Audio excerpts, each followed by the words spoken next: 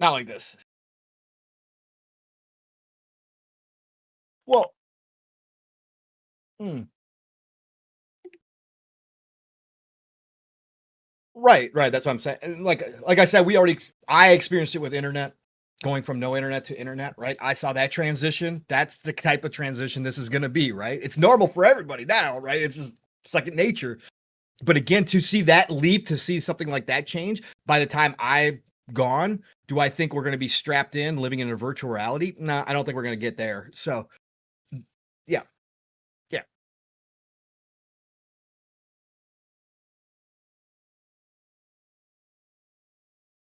yeah, yeah. Well, I know, and quantum computing will change a ton as well because we'll start doing shit. Oh yeah, oh yeah. That's good. Was Perfect. having mic issues, so there's that. That's Yep, perfect. I was muted. I should be good now. Pong's not muted, so there's that. Yeah, I was having mic issues, man. Again, another USB port of mine has failed me on Yeah. my current Mobo. So looking at a motherboard replacement probably here soon. And what's crazy, that was actually one of the more expensive motherboards to get at the time. I spent like almost $170 for that motherboard for Asus stuff. And you just got done cleaning it with soap and water too. I Crazy, did. man. I did. It's crazy. Wash that whole thing down and it goes bad. Good stuff. We we were What are talking. you talking about, Pong? Yeah, 56K was a beast. Oh, 56K was a beast, all right, bro. So were those It was a beast. 5-inch floppies. Pause. And then I three. mean, those floppies were cool though back in the Those day. I ain't floppies gonna were lie to you. bro. There ain't nothing. Actually, the bigger ones, the IBM ones that were like, what were they? 8 inches? I can't remember how big the, Yeah, they the were pretty damn big, IBM too. ones, bro. Yo, that was something else. No, Dakota, we were talking about the changeover that is potentially or most likely happening as we speak. We're starting the changeover to crypto from the fiat system. Yep. So, again, we were talking about it because I've been immersing myself in crypto because I'm not going to be caught flat-footed this time. I've missed too many opportunities in my life, and I'm old now, and I'm not missing this one, and I'm not going to be the boomer that doesn't know what's happening when the change comes. So I've been immersing myself in crypto, not to the point that I want to, but just listening to a ton of crypto stuff, trying to learn through osmosis, but pretty much what everybody agrees upon in crypto is all speculation, besides Bitcoin and Yeah. probably Ethereum. Just all depends on at this point. how much it It's gets all- implemented. It all depends on how people are feeling on any daily basis. But anyways, as of this moment, that's why they're trying to regulate it and get it to a standard. But all the crypto people, pretty much every crypto person you listen to, say that fiat system, the paper money system across the globe, will be gone in the next 5 to 10 years, and we'll all be on crypto digital. So whether you like that or not, again, it's just coming. It's like us going to digital games. It's happening. So I'm trying to learn. So that's what we were talking about. And it's going to be a massive shift. It's going to be one of those moments that you don't really see again. And so we were talking about I saw the change from no internet to internet. So it's pretty crazy. Yeah, which has been an extremely turn, and you saw to see how information is being taken in, and although we have more access to information, there's still that lack of information. I mean, again, because there's less of the genuine interest for stuff because everything is so on your fingertips. You can find out things on the fly. You see it with phone numbers all the time. That's the most common one that I use with people on a day-to-day basis. It's like, you go back and you have people that enter for their phone numbers in the systems. You'll be surprised to see how many people don't even know their own number. They have to be like, oh, let me pull my number up. Yep. What's their number? I don't know what their number is. Got to look it up. You know what I mean? So we've become so reliant on our phones. Like it's become second nature. Like, again, losing your phone is more impactful than a lot of other things at this point, which is funny to see how that play out. And that's another thing too, Steel. Like, I've been resisting because I posted this week. Obviously, I switched back to Verizon this week. Yeah, you got some toys. I got new toys, right? I got the S10 tablet and the phone, and I've been resistant, Steel, this whole. And I worked in cell phones. I sold cell phones for years with Sprint. And so I was there during the almost the starting phase of smartphones too, Steel, during my Sprint days, right? When smartphones became normal. I was at the start when boomers started showing up, 60 and 70-year-olds, and you had to teach them touchscreens on the iPhone in store, and that was the most horrible thing ever to try to do. Anyways, but I've been heavily resistant, Steel, to connecting my life everywhere to my phones and everything else, having everything know everything. You know how it asks you if you want to just connect. I finally said, screw it. They know everything. They've been listening for a decade now plus. They've been monitoring. They have shit on all of us. I finally gave in. I linked everything, Steel. Like, it makes a world of difference. Oh, it does. It's crazy because my tablet and the phone obviously talk to each other, right? Because they're both Samsung, so they're both Galaxies. So it's flawless. It's seamless. It's like the Xbox ecosystem, right? All my shit's on both. Everything's connected. I even connected all my Windows shit too, so my PC's got everything. I'm just like, screw it. I'm not hiding anything. I'm not doing anything crazy. I'm not doing anything wild out here anymore. Like, there's nothing, right? I like Google's version of it better than I like Apple's version of it. Although, I mean, I don't know, man. At the end of the day, you're just making ecosystem choices. And that's what we're going to continue to see moving into the future. Somebody's going to be hosting your data somewhere. They already know what you're interested in. It's going to hammer down more and more. Yeah, Decado, I remember before we even had unlimited plans when you were paying per data, right? Well, I mean, I can go back and always, but I'm saying I was working at Sprint when they just were starting to get, I should say unlimited had been for like a year or two, but it had been like a test phase. And my buddy worked at Sprint at the time. My roommate worked at Sprint. So I got in on the unlimited plan and I was grandfathered in on the original unlimited plan, which was like $9. It was amazing. And even as they upgraded, I was grandfathered in because I stuck on Sprint. Never changed. So I even go back when I started, like I said, I was teaching these boomers how to use iPhones for the first time, but we still had a whole selection of non-smartphones, right? We still had Blackberries. We still had all of it, non-smartphones. You know, again, what we consider smartphones now. And then we had the iPhones, and then we had the Galaxies, we had the LGs, we had the Motos, we had those, but everybody would come in and be like, nah, I don't want that. I don't want that stuff. But then you'd have the old people with nothing better to do. I want to switch over to an iPhone. And then you'd try to teach them the touchscreen. Oh, Lord. My God. It's like having a 3-year-old and trying to teach them something. It's like something technologically advanced. Now, 3-year-olds nowadays just pick up a screen and they know what to do. But anyways, back then, that wasn't the case. So yeah, it is nuts, man. It was so much fun. It was so much fun. But that was another big transition. Definitely. No, those are definitely time. Yeah. Smartphones coming into the picture, it changed a lot as well. Super dope time. Well, ladies and gentlemen, if you can't tell, we're in a talkative mood this morning. We'll start off with PlayStation's going multiplat. Hey, whole slate, Steel. We just talked about this last week. Was it last week we talked about this? Yeah, pretty much. We speculated, right? Was I wrong? We're going to find out if I was wrong. I don't think I was wrong quite yet, but we're going to talk about it because, yeah, man, goalposts are already shifting, Steel. Now it's trust Herman Host. Bro, after years of saying you can never trust the CEO of Microsoft, Phil, you can never trust any of the higher ups at Xbox. Now they all want to say, oh, no, we trust Herman, though. We trust Herman, though. Herman said they were going to still focus on exclusive, bro. Herman said. Yep. Herman said. You have a freaking job listing. A freaking job listing. Again, I'm not saying day and date, but we'll get into it. But you have a freaking job listing naming Xbox, naming Switch, not just to other platforms like Hiroki said in his. It is specifically naming platforms, and they are what was once your main competitor. Interesting times. I mean, again, even if you bring the argument down to, these games aren't going to be releasing day and date. Nixie, and you didn't see? Wait, hold on. Nixie didn't see. Nixie, you didn't see why this is resurfacing? Oh, last night, Nixie, PlayStation posted a job listing for a new job specifically designed to develop strategy around putting their games on all the platforms, and they listed out the platforms: PC, Xbox, Switch. So that is why this busted up again, because PlayStation themselves listed an actual job specifically stating they're putting their games everywhere. So that's why this popped up. Yeah, I mean, he said, I saw the news, but why is this new when they have done this before? I know what camp you're in, Nixie. That's good. That is Again, a Nib subscriber right there. That is a Nib subscriber. Nixie subscribes to Nib, guaranteed. Oh God, here we go. We're definitely gonna get into it more. I mean, again, I do think it's more of a sign of the times. You're seeing it already. The walls are going down.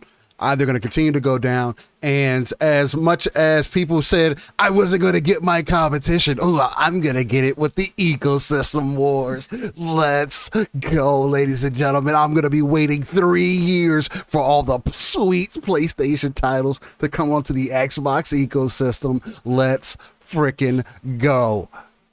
Look, man. And again, everybody is seeing the motivations to make games available to more people, just because of the style of games that are out there now, the games that are taking up people's time. And at the end of the day, that is the most valuable resource that every company is going to have to fight against. And it does seem to me, at least, these companies are behind the scenes having conversation with each other, stating, hey, we all don't quite understand where we're going next with this, but maybe we can make some money, shake some hands, and kiss some babies and move things forward, possibly. So if God of War comes over to Xbox, to the Xbox ecosystem, or even if people want to run with the side of, well, if it's just going to be on PC still, then the Xbox is going to be like a PC, then it's not technically Xbox still, it's just PC. It just happens to play on the Xbox. And I'm going to tell you what,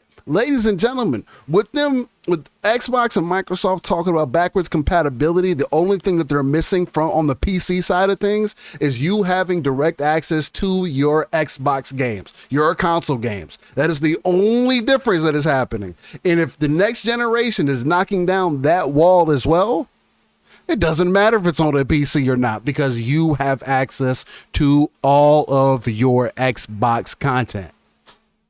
That's a single piece of the puzzle that is still missing.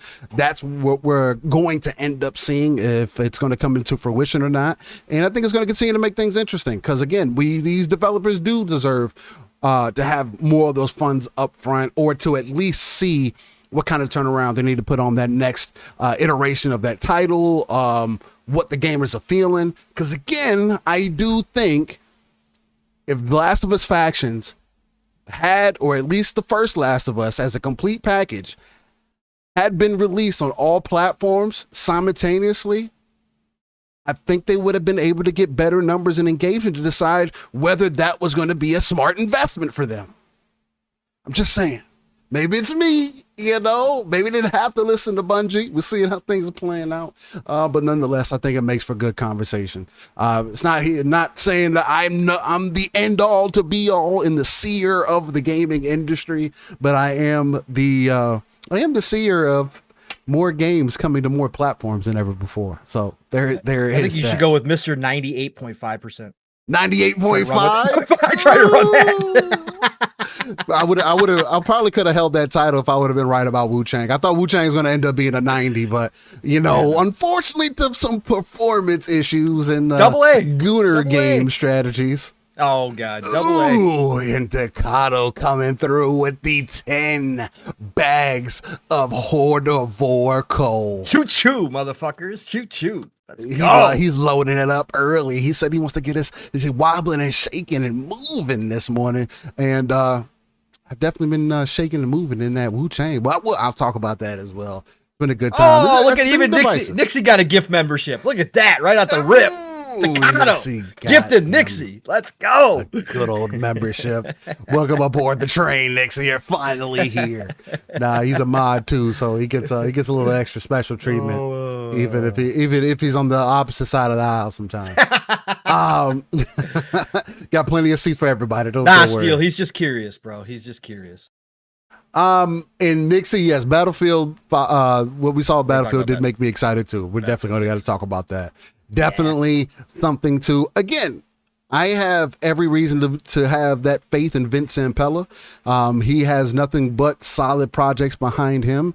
And we've talked about it previously, if there's good conversation happening in the studio, if everybody's at each other's throat and they're trying to figure out what's right or wrong, again, that's why you get a beta where you have one side of the servers that have closed off classes and the other side that's keeping them open. And we're, as the gamer, going to have to decide and put those numbers up to see what they want to do. Because, Paul, if they come back and say, we saw that more gamers engaged with the open class system, what are we going to do? What can I fight back on that then?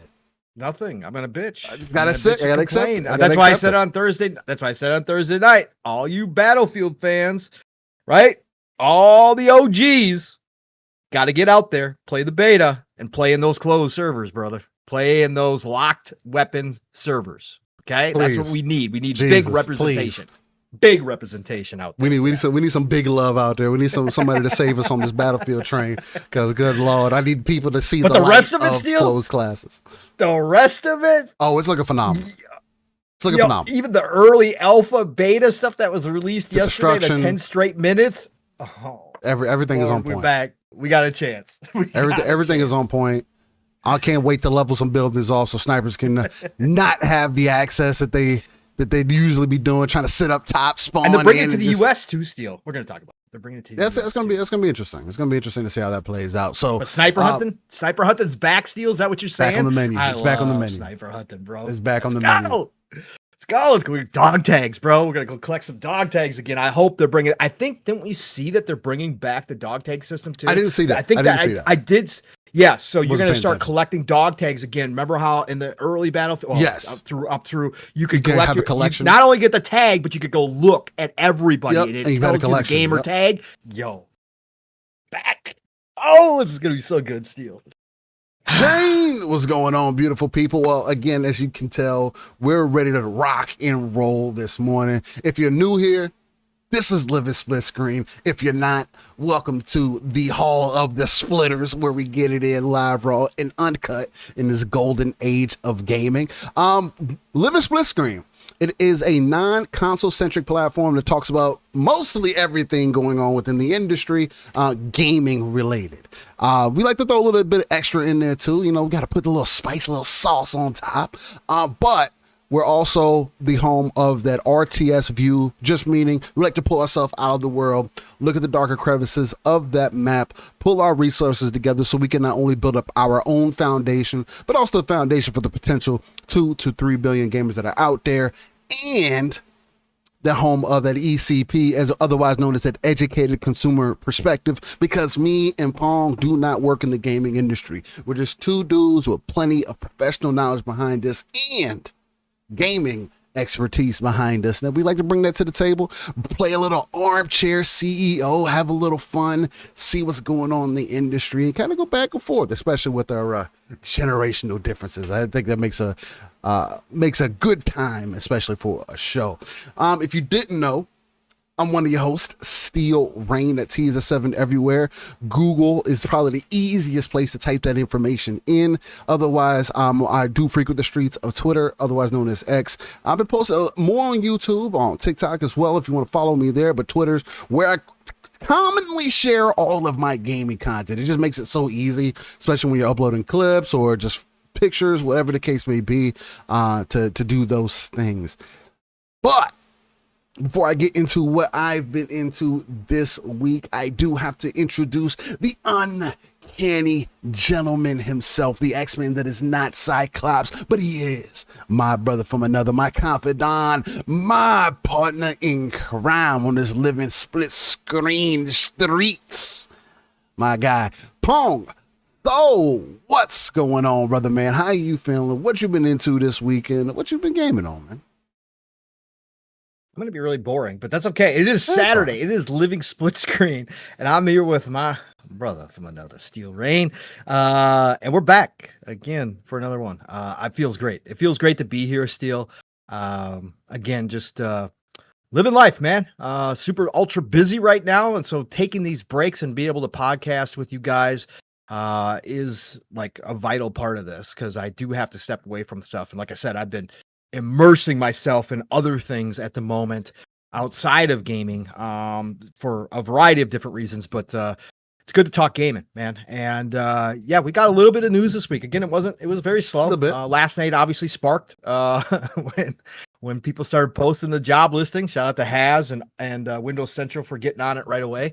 Again, it's nothing new per se. right? It's just that it's very specific. So we're going to get into that and have some fun today. We're going to have some fun.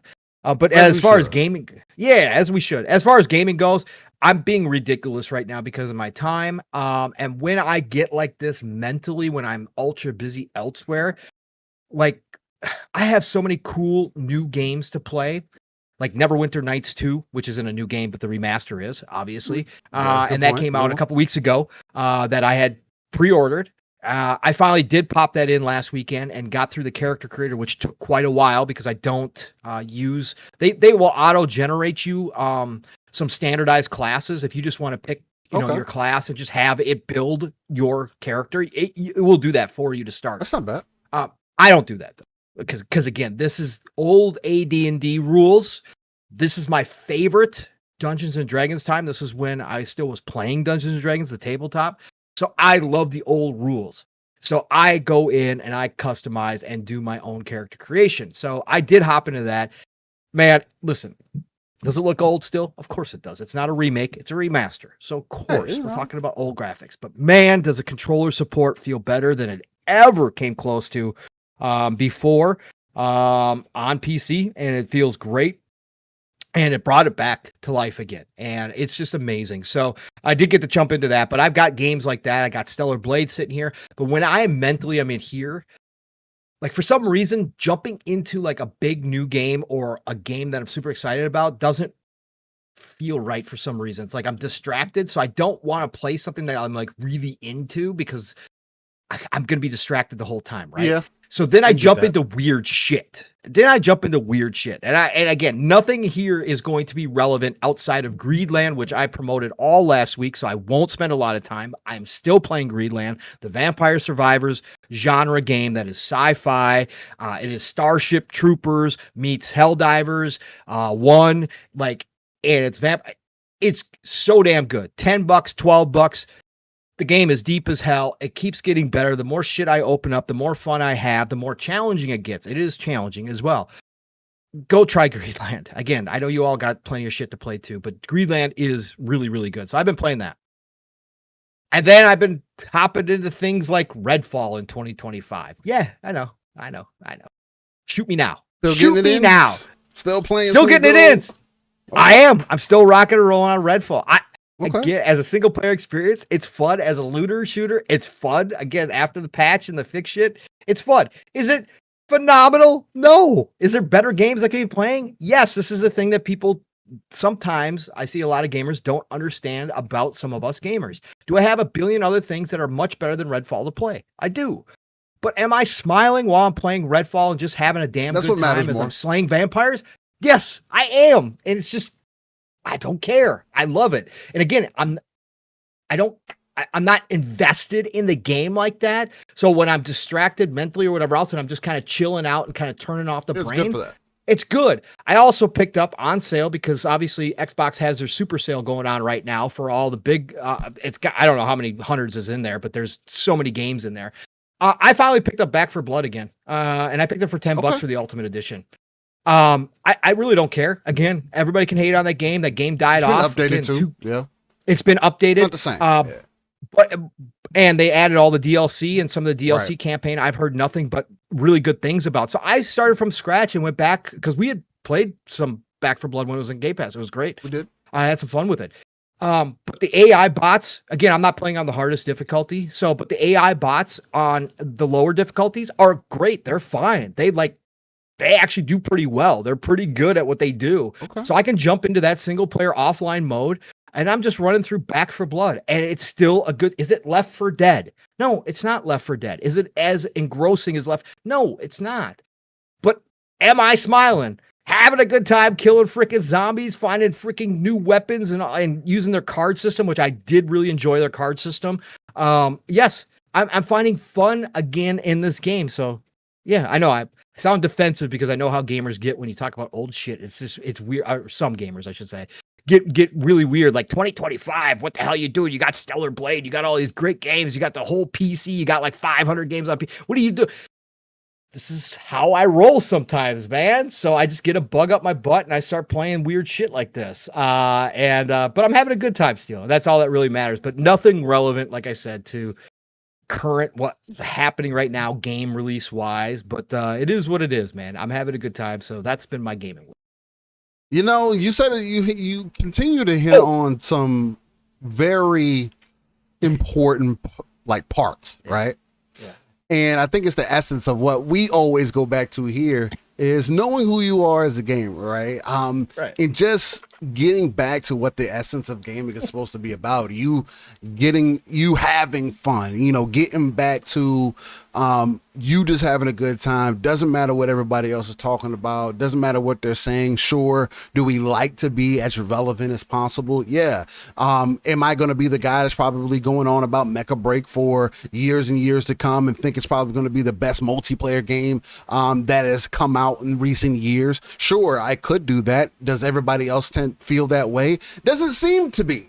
But again, this is another quote unquote indie dev kind of coming out of nowhere. It's not from the big boys. There are so many more games and more opportunities for you to enjoy as a gamer. So whether it's Redfall or and it's just like myself, outside of the time being lost as an example, I wasn't the guy that Redfall was speaking to in the first place. I called that out very early on. And I've always been, again, that's why I like being honest with people. Say, hey, this is what I'm seeing. This is how I'm feeling. Now, did we jump in there, have a good time? Yes. Did the time being lost add to I just never returned? Sure. But you will always have those people who come in later. It doesn't matter whatever game. Again, whoever played Cyberpunk more recently, my wife as an example, who played Cyberpunk way more recently, within like the last few months, completed her, I want to say second or third playthrough. I think it was second playthrough, because she did one before Phantom Liberty, and then she did another complete playthrough after Phantom Liberty dropped at some point. She had an overall better experience than even I did in Cyberpunk. Now, do I regret the time that I spent with that game? And no, because I don't do that. And if you are finding yourself as, oh, I played this game for X amount of time and I regret it, like I gave Final Fantasy 16 smoke, which apparently, I saw people having conversations saying, oh, well, this is why games don't release on Xbox, because Final Fantasy 16 can only sell 40 or 70,000 copies to that ecosystem. And that's why, Xbox is going to have a problem into the future. It's like, okay, let's not consider all the other levels. And maybe 16 just wasn't the game that people tried to make it seem. Again, I feel that, and I like Final Fantasy as a conceptual base game. You know what I mean? Now, again, it's going to continue to be an interesting thing going into the future, seeing what people are interested in and what people try to pitch as what you should be talking about or what you should be playing, right? It's the same way that I feel like I've seen people again this week just coming off the heels of just playing the things that you love or just having genuine interest in things. I've been talking about Crimson Desert since I came into the community. Mm-hmm. Yeah. I see people now this year talking about, oh, put it on my name that, oh, this game's going to be a good one. Oh, yeah, I was the first one who said it.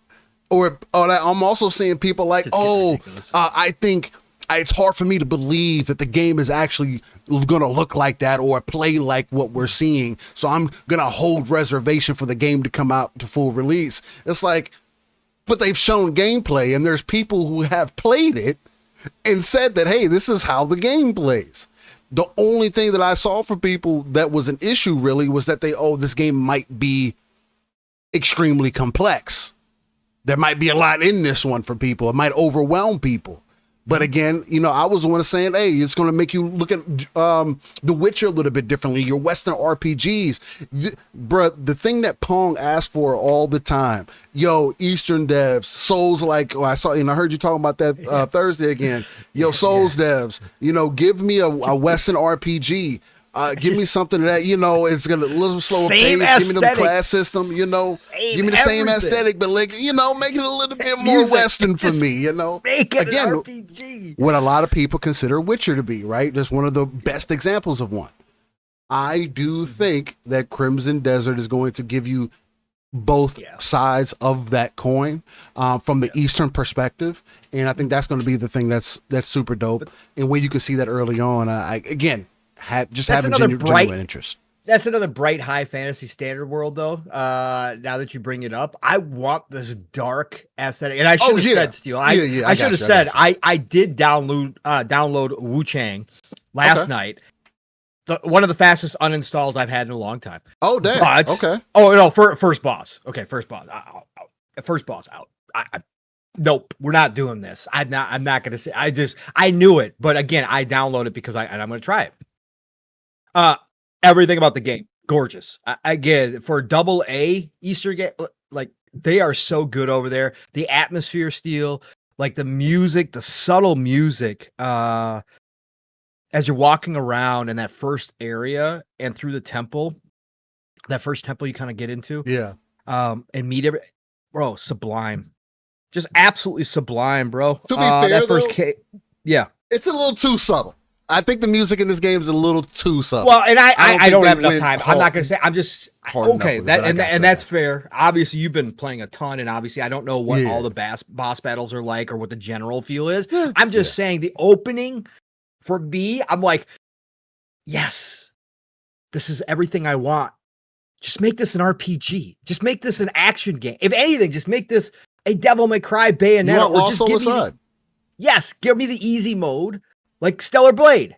I will play the hell out of this game because I love everything about it. And killed the first two little guys that they kind of show up right away. Like I killed those guys; those were easy or whatever else. And I was like, okay. Not bad.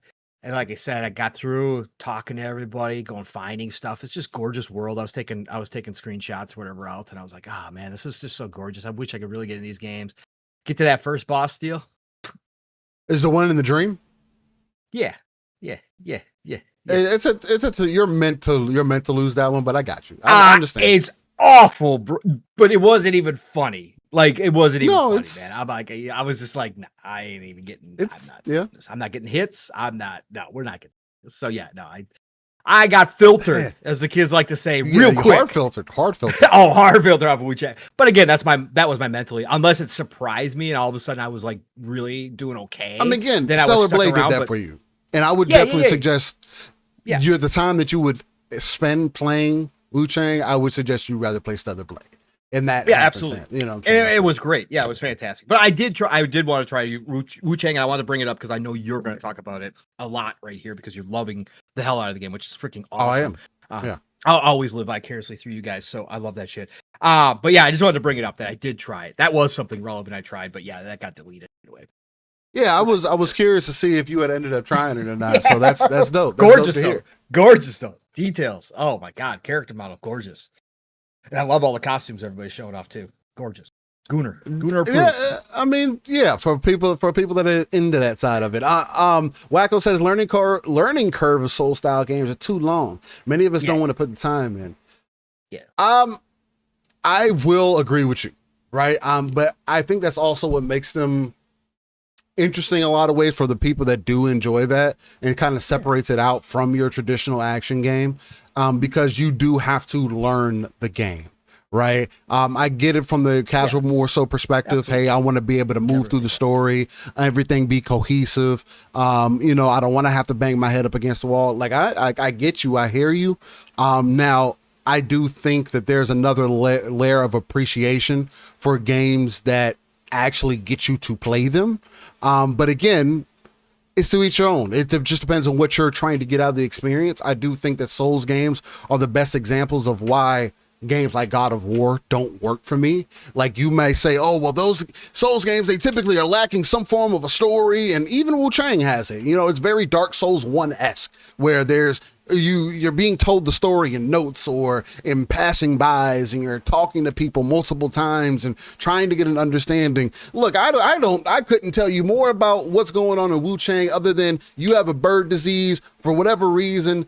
It's like a demon within you, and now you're trying to see if you can control it. People keep hinting at you that you, for some reason, have this ornate ability but don't understand how to use it. Like there's like all these things that are interesting to me because I'm a fucking goofball. You know what I'm saying? I'm into that shit. You know what I mean?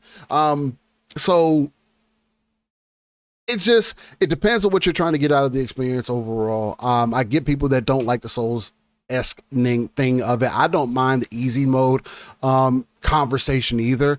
It just becomes a thing for me more so. It's like, just don't complain that the game about the game being easy. You know, at the end of the day, if that's an option that you choose or choose to talk about it that way, and I think that's the only time where it becomes a problem, right? When you're, and even at that point, it comes like you're still having a hardcore conversation about that game, right? And I don't know. Yes. Yeah. It becomes at a certain point so divergent. It's hard to be like, oh, well, this means exactly this and that. And, oh, unless you played it this specific way, like me and Paul playing the same game and me playing on a harder difficulty. Yes, I am going to have more of an understanding of the mechanics of the game, maybe. Yes. Right.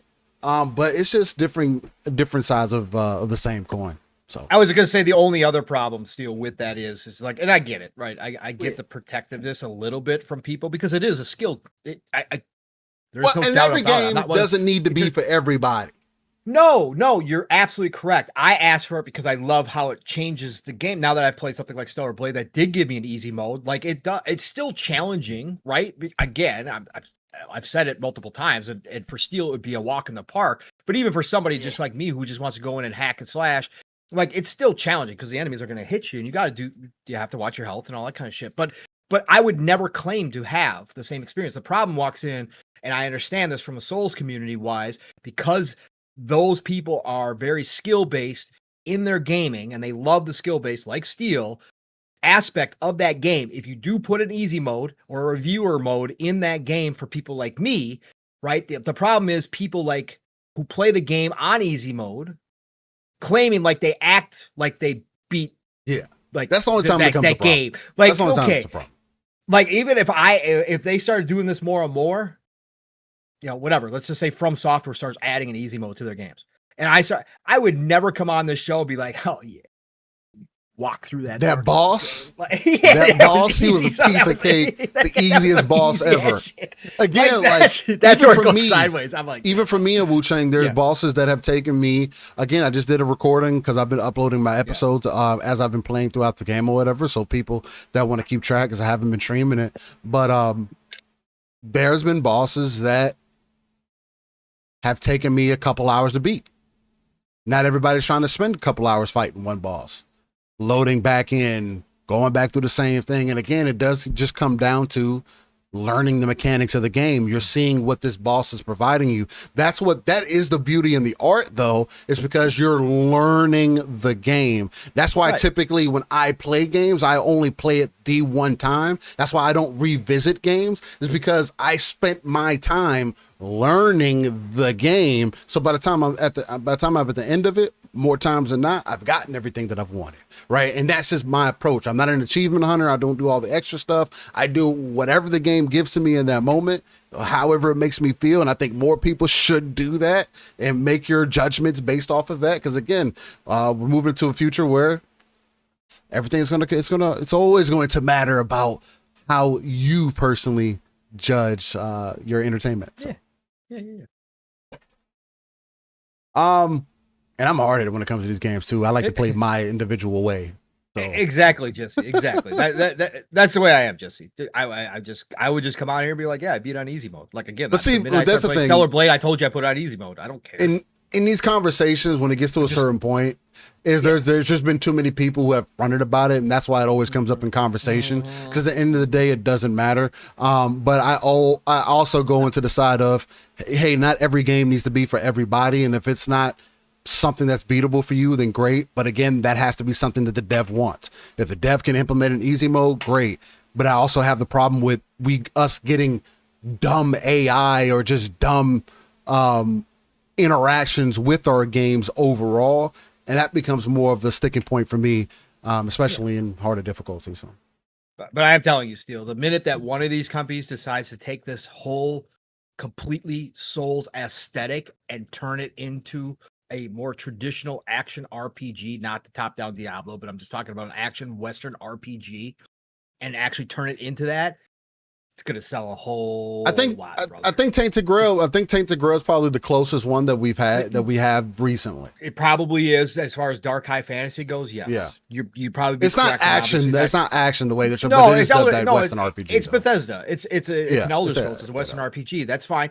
I don't care, but I'm saying keep it third person. Steel. Keep it third person action RPG. Give me straight RPG mechanics, right? There's some in these games, but straight RPG mechanics, character creator, and your standard class system. But this aesthetic, this high dark fantasy, whether it's Eastern or whether it's Gothic, Gothic UK, like Bloodborne, whatever. I think Castlevania put it in RPG. Has the perfect lane for this. Yeah, Castlevania has the perfect lane for this. Bro, you're in. You're in. You're gonna sell millions. You're gonna sell millions if you do it right. I'm telling you. All of us RPG lovers will be there day one because you don't get RPGs like that. Again, so, we'll see how things turn out. Maybe the vampire game that from the Witcher devs will be the one. So yeah, maybe. Yeah, we'll see. But yeah, so main thing that I have been jumping into is Wuchang. We can talk about that in its own section after we shout out everybody and talk about upcoming games and stuff like that. But quick over the top blurb about it.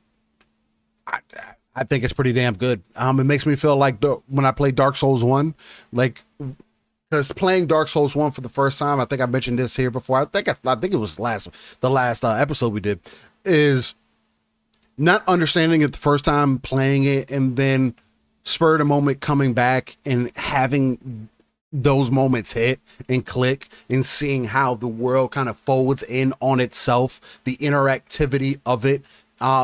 Is always something that's been unique to me. Again, a lot of Metroidvanias tend to do this as well. For whatever reason, in those games, it doesn't hit the same way for me, right? Again, maybe it's just me being past side-scroller games, because that's the era that I've come from already, and I like playing different style of games now. I always admit that as well. It's kind of like the same way I don't snub RTS games or strategy games or whatever. Those are games that younger Steel would have played. It's just not games I would play today.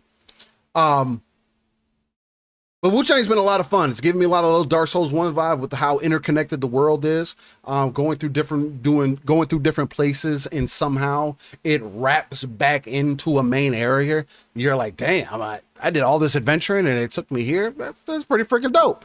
Most of the bosses I fought so far have been pretty damn solid. Felt really good to fight.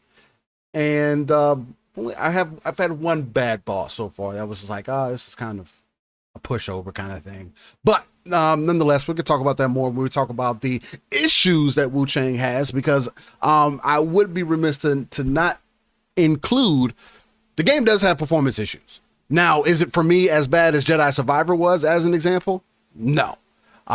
Is it as bad as some other games of recent memory have been as a performance, as far as performance goes? Excuse me. No. At least not for me.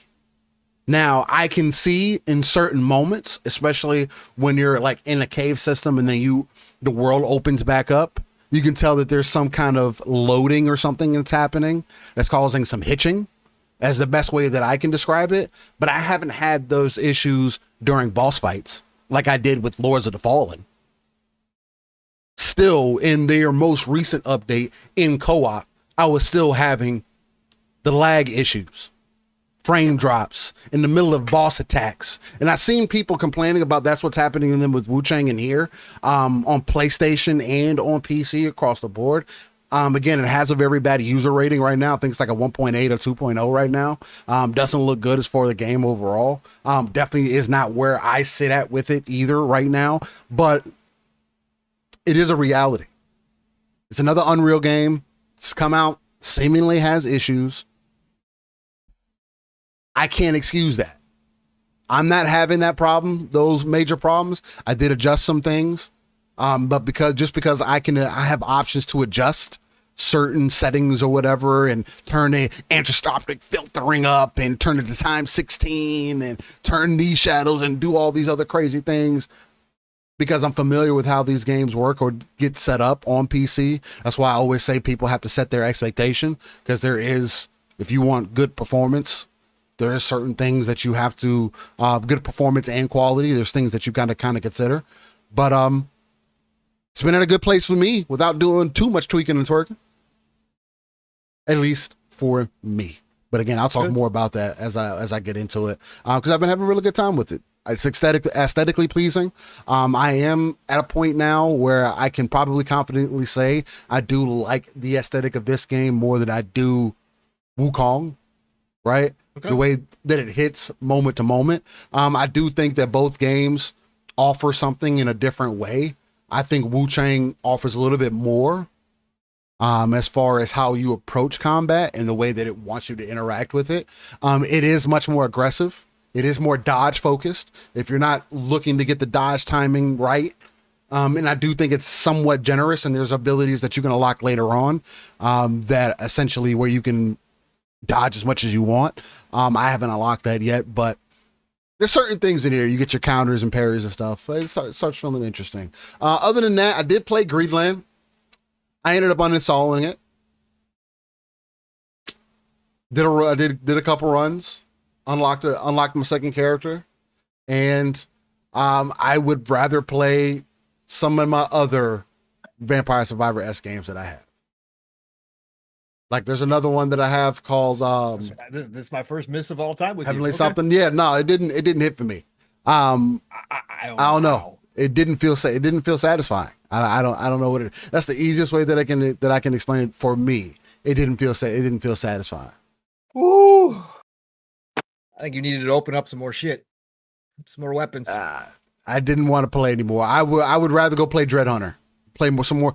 That's what it comes down to more than anything. Nothing to say like bad on the game. The game just didn't hook me. I don't have like, I don't have nothing to say that it was bad. I would rather play something else. Shocking.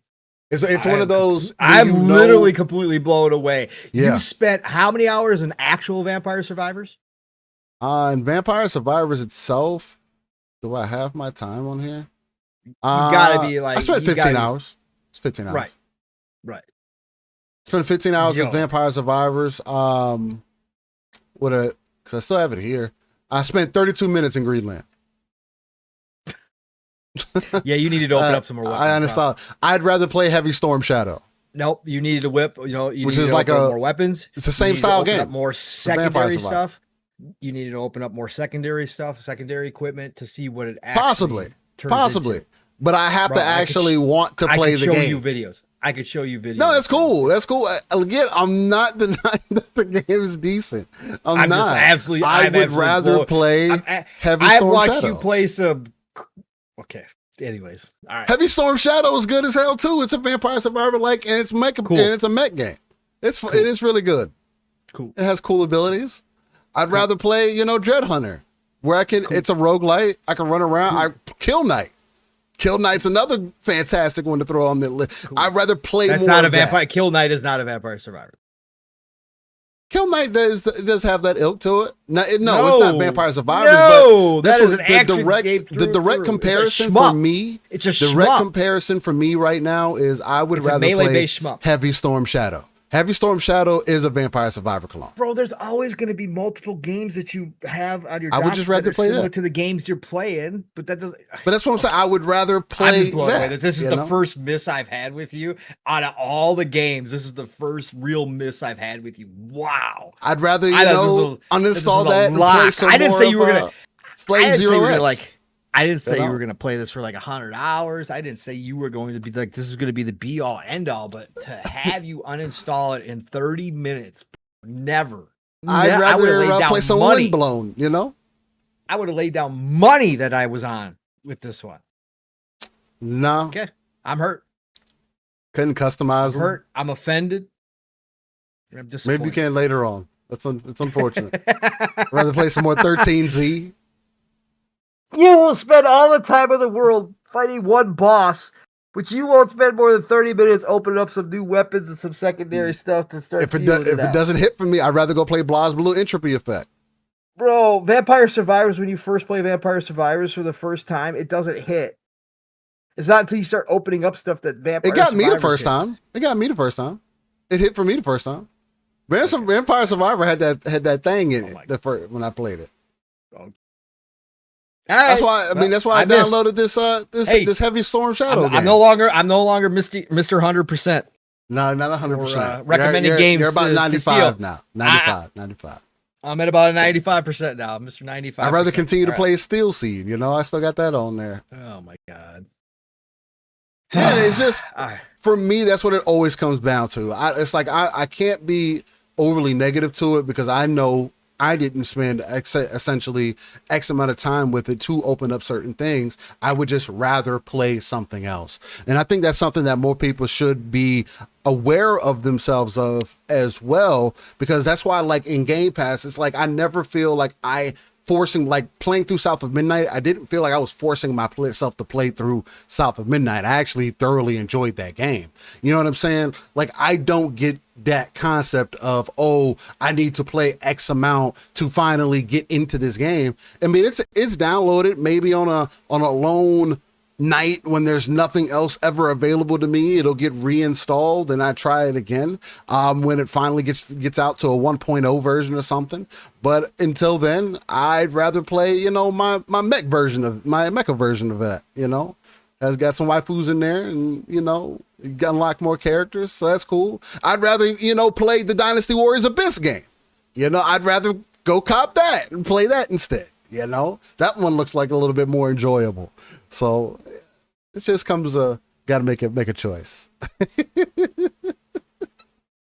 Hey man, gotta keep it real. But other than that, that's been pretty much it. Yeah, I tried Greenland. I tried to jump back into Car X Street as well, and I remember why I uninstalled it. I like to shift with my right stick up and down. It just feels more natural, especially when I play with controller. It doesn't. You don't have the option because it does just like Forza Horizon or just in Forza Motorsport as well, to where by default you can use the right stick to kind of look around your car. Although in those games, they do allow you to disable that. And that's why I use the stick to shift up and down. Car X Street doesn't offer you that. You can change the setting. It doesn't remove the look around feature. So I can be shifting it when I use the stick to shift up. It'll like look around the car. It's annoying. Yeah. It's an annoying thing. The game is a good looking game. I mentioned that because I think the game's out on all consoles now as well. Mm-hmm. And it is a very interesting game. Does it beat Forza Horizon? No. At this point, if Horizon releases a game, again, I know I heard you guys talking about it Thursday again. If they don't do Japan, and if they don't call the next one Horizon 6 Street or Horizon Underground or whatever the case, the only thing Horizon is missing is cops. They give us cop cars. It's going to take that experience to a whole different level. Especially if you give us a city environment with cop cars. Can you imagine the online for that? That would be the standout moment in comparison to the rest of the genre. That's how you move things forward. Again, maybe that makes too much sense. Maybe I'm asking for too much, so we'll see. I just want them to have traffic, because that's the one thing that Car X Street does have. It has the option for high density traffic, so it makes, you know, just driving around the world or whatever a fun time as you're dipping in and out and just, you know, kind of cruising. It's good for like a podcasting style kind of game, right? That's why I always appreciated those racers. Exactly, MF Gray. That's what I'm talking about. Give me no hesitation on Forza. Easily, you can be easily be able to do that with the Japan environment, on the Shoutout Speedway. Just get into it, bro. Like, too many options. But yeah, man. I mean, that's been pretty much all that I've been into this week. So, and then Mecha Break. Still throwing some Mecha Break in there. Kind of winded down on it after Wuchang released. Well, again, I also have the thing to where I get overly excited about certain games that are releasing, and then I kind of like stun lock myself, and it's like, that's the only thing that I want to play. I don't want to play nothing else. Nothing else hits just right because I want to play that. So I haven't been back, but the main reason was because I was starting to get high queue times. I made it to a higher rank again. I think it's a step above. I think I took a screenshot of it. Matter of fact, let me see. So I wanted to actually bring that up, because it was something that people were bringing up. The other thing too is that they do have bots in ranked lobbies as well, which is, again, for me is a turn off. Can be a turn off, especially when you can notice, because the bots play quite a bit different than normal people would. And I mean that like they're too easy. So let me see, because I should have that here. I'm still at general 5. I thought I made it a higher rank than that. Either way, up around that rank, you start seeing kind of like a drop off in load times. So I just hadn't been back, and people were having up and down issues with it as far as balance goes. I thought the game was fine. The game just came out. People got to get used to it. But they put out another big patch as well to address some of the issues that people were having. So again, I mean, it's a multiplayer faceted game. It has more of that PvP focus. It is going to be more of something that's an issue for the people who are on the hardcore side of it. So it's going to be interesting to see how that plays out as far as longevity goes. So, but yeah, that's been pretty much it, man. Been having a freaking fantastic time. Games, bro. I'm going to shout out this chat and see how beautiful they are. If you are ready, sir, I am ready to get the chat. Oh my God, we're chatting today. Gee, pause. Anyways, get the chat rolling here. What do we got? We got Omi Tony in the house. What's going on, Omi Tony? Thanks for joining us today. We got Tim, the sorcerer, of course, is here. Thank you, Tim, for always being here, brother. Appreciate it. East Side Bando. What's going on, East Side? Great to see you, sir. Appreciate you being here. MF, great. What is going on, brother? Thank you for being here. Nam, what's going on, Nam? Thanks for joining us on a Saturday morning. Appreciate you. We got JB1521 in the house. What's going on? You guys talking about New World? I can't jump into another MMO. I know Steel didn't like it much, but I didn't even give it a try. I thought you did give a try on that one. No, okay. No, I've blatantly admitted that I am ruined by combat MMO games from Black Desert, so it's hard for me to play anything else. The same reason I couldn't try. I couldn't get into Final Fantasy 14. So. Yeah, I get it. But yeah, I see a lot of people actually having a good time with New World. So if I had time, I'd do it. But once Human Decado, you got to stop bringing that game up, because I keep thinking about that one too. If you're as a division head, like if you really want to get some division, but have it be a little bit more meaningful, especially if you have a squad, because you can create your own community, build your own bases and all that stuff that you guys can kind of share or whatever. Right. It is a phenomenal fucking game for that. Yeah, and they've only been updating it more and more. I'm still mad. Try it. I should have jumped in with you when you were playing it those couple weekends. I don't remember what was going on with me, but it's one to go. It's one worth going back to. But yeah. It's a time sink. Obviously, most of them are. That's why but it looks fantastic. I really do want to try it. Jesse B, what's going on, Jesse B? Great to see you, sir. And we've got XBX Lord Chaos 78 in the house. What's going on? It says, hey, what's up? Good morning, everyone. Hope all is well. And let's have another banner Saturday with Living Split Screen family. Let's go. Thank you, Lord Chaos. Appreciate you, brother. Appreciate you. We got the God Emperor Sofa King. What's going on, God Emperor? Great to see you. He says, I have back into the Destiny Trap. You haven't been back to the Destiny Trap, God. Or you have been back to the Destiny Trap? It sounds like he's been back. Okay, I'm hearing some bad things about the latest expansion, the latest DLC. I heard it's not good. People are playing. It's got the Destiny people who, of course, who want to get back in the loop in the back in that loop. Yeah. Rescue Squad Cope. What's going on, brother? Thank you for joining us on a Saturday. Who else we got in here? Jago 6 is in the house. What's going on, Jago? Thank you for joining us, sir. Appreciate you. Who else? What else we got? Nixie, of course, always joining the show. Thank you, Nixie. Appreciate you. We got the perfect Shogun. What's going on, Perfect? Great to see you jumping in here. Appreciate you saying hi this morning. We got the Ray Oid. What's going on, Ray Oid? He says, speaking of RTS, I need to get back into the Age of Empires games. That's the best part, Ray. Another one, yeah. RTSs are always around. Lost in that. They never listen. You talk about a genre. Fine wine. Ages like a fine wine, brother. It just it doesn't matter. It doesn't matter if the graphics are out there. It doesn't matter. The gameplay just keeps playing, man. Depending on which 10 one. years ago or 1 year. Well, most of them, because I can go back and play the old Star Wars RTS right now, and it still plays well. Again, when you have the AI right in those games, that's the most important part. And honestly, yes, is it nice to have newer graphics? Of course it is. But listen, the Age of Empires, for sure, have been taken care of. They've been doing nonstop updates. So, yeah, get to it, Ray. But they'll always be there for you, brother. So, yeah, I love my Age of Empires. I still got them all downloaded right now on the console. Wacko Games. What's going on, Wacko Games? Great to see you in here. Who else we got in here? Ron Slusher. Ron's always coming in with the sarcastic comments. Good old Ronnie boy. Great to see you, brother. We got did I say Ghost Wolf 35.99? Ghost Wolf 35.99. Great to see you. Big Yobi with the Horde of War. Oh, we got the Horde of War. We got the Yobmeister, the legend himself, legendary Yobi, jumping in here with the Horde of Wars. What's going on, legendary? Great to see you, as always, sir. Who else? We got Razor Ultron. What's going on, Razor? Great to see you dropping by and saying hi. We got Sin in the house.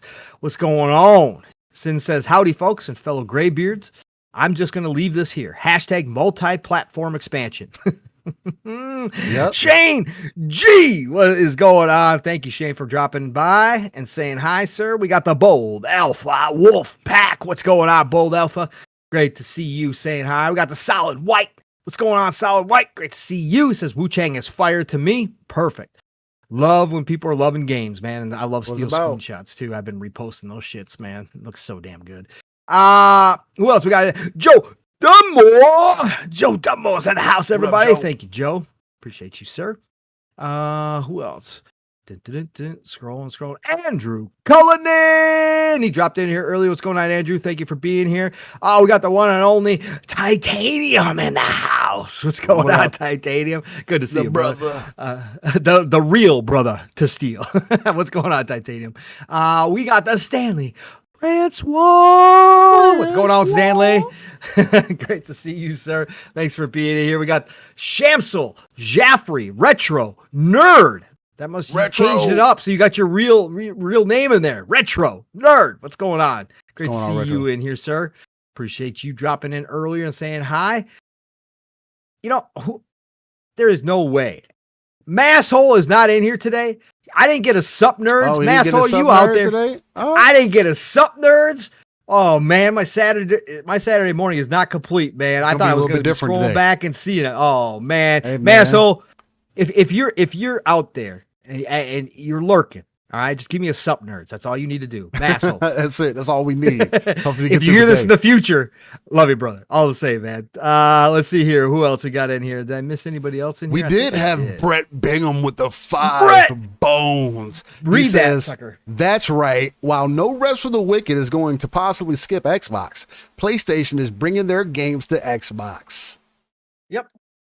You know, it's always interesting to see how things play out, bro. Then we had God Emperor Sofa King with the welcome to the Splitters. Oh, I forgot to also mention, I see that red exotic cachet next to Decato's name when he dropped off that 10 bags earlier. Decato is now a living split screen veteran. He has ascended beyond everyone in chat. So is Tim. So is Tim. Nam the Omar is there. Man, look at that. We got a bunch of people with reds, bro. I see we got a lot of OGs in chat. A chat's coming up. I see y'all, man. Much love it. I love it. Yeah, I think we're all caught up there still. So what do you want to jump into? Real quick, Yobi says, love y'all. What up with it? Split screen. Does Breakpoint have 60 FPS? If it does, then once I finish up Wildlands, if be down to run it, bro. I think Breakpoint is 60 FPS on console. Yes, it is. 100%. It was updated to 60 frames. Yes. And I know that one does play. That one does play smooth. That's one that I would have to restart on that one. But I am playing Wuchang right now, so that's the main thing.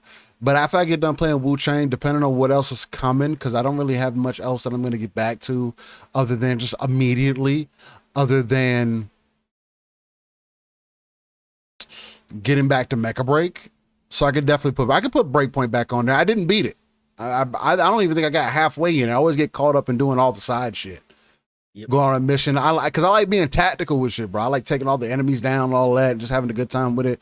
But on Xbox, if it's on Xbox, yeah, say less. I know Ubisoft also had a deal for the big boy version of it, and if I end up playing, I might just get Ubisoft Plus. But they had the big boy version of it on sale for like $24. Fuck Ubisoft Plus. Yeah. I mean, Jesus, but still that fix. I got it. Whatever. I'm done. Ghost Wolf member for 15 months. Thank you, Ghost Wolf. And he says, but he does say, wish it let me put a message in that. Ghost Wolf, if you got something to say, put it in there, brother. I'll read it out. Put it in there. You don't need just put your message in there, brother. We got it. Just put your message in there. He said, yeah, you been bought that big boy version for $10. I don't think I ever ended up buying it. I don't know. I need to look at what I got on console, because I know I got into it I got back into it with some homies back a few years ago, and we were playing through it, and we ended up dropping it off, or I ended up dropping off on it. But if I do pick it back up, I definitely want to get in there real tactical like though. I'm trying to go hard. I got to play on the harder difficulty. I'm trying to one tap everybody through every mission, as quiet as possible, real Splinter Cell like. That's how I like to get down a Breakpoint. So y'all y'all want to play some Breakpoint, then let me know. How about that? So Tim the Sorcerer proves that the messages do work, Ghost Wolf. He says, I will try the message, have an awesome show all. Tim the Sorcerer, member for 24 months with that big old red box, the exotic. What's going on? And then we got Eastside Vandal with the $1.99 super chat. I got out of the court with a nice little easy finger roll. The Eastside Vandal, choo-choo, motherfucker. He says, my donation to the Pony Narrative Funeral. Oh, bro, they're already come up with new ones. Come on, Eastside. It never stops, bro. Never stops. But thank you, Eastside. I appreciate that a lot. Gooners, kill your CCs. Yeah. What? Hashtag Gooners, kill your CCs. Kill your CCs? Yeah. What? Consecrate? No, credit cards. Oh, okay. Gotcha. Because the credit card companies are now censoring. So. Hey, man, they said they don't want to get in any trouble, man. No. The credit card companies have nothing to say about anything. So it's because there's another company out there that is promoting cancel culture again. So we're back to 2016 all over again, folks. So, and the credit card companies are following suit instead of realizing that shit's done and over with. We're not going back to that. But gotta figure out a way to. The UK just started their new censorship program that was supposed to be saving kids, and now they're censoring everybody. So congratulations again. This is why you will hear me forever. Get the fuck out of my life, government. You're not censoring shit. You should not. There are things that I certainly would want censored. There are certainly things that I could say probably society would be better if we took control of. But again, since we have people in power that can never handle that power, always go overboard with it, always wind up taking more and more control away from everyday people, we can't have it. We can't have any censorship. So get the fuck out of my life. I just... And the more people vote for this shit, all you are fucking nuts. All of you.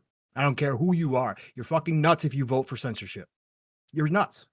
Roadkill, you might not want to say that in too many places. He said, I stopped paying taxes in 2019. Fuck that. Hey, you better watch out. Yo, hey, Road, wait. I'm part of an IRS bounty group. Hold on, I gotta go ahead and roll that name. I gotta go ahead and get that in there real quick because I gotta make some money while we're working here still. Roadkill. If you could give me a first and last name and a location real quick, that would help out. yeah. Let's not. You might not want to run around saying that. I'm just saying. Run that back, Turbo. That's all right.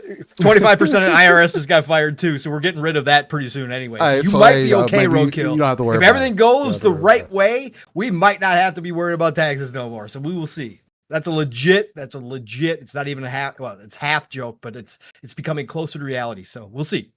Yeah, we'll see. Ooh, now I'm with the exotic cash. I see y'all. Y'all getting real exotic out here. But yeah, so.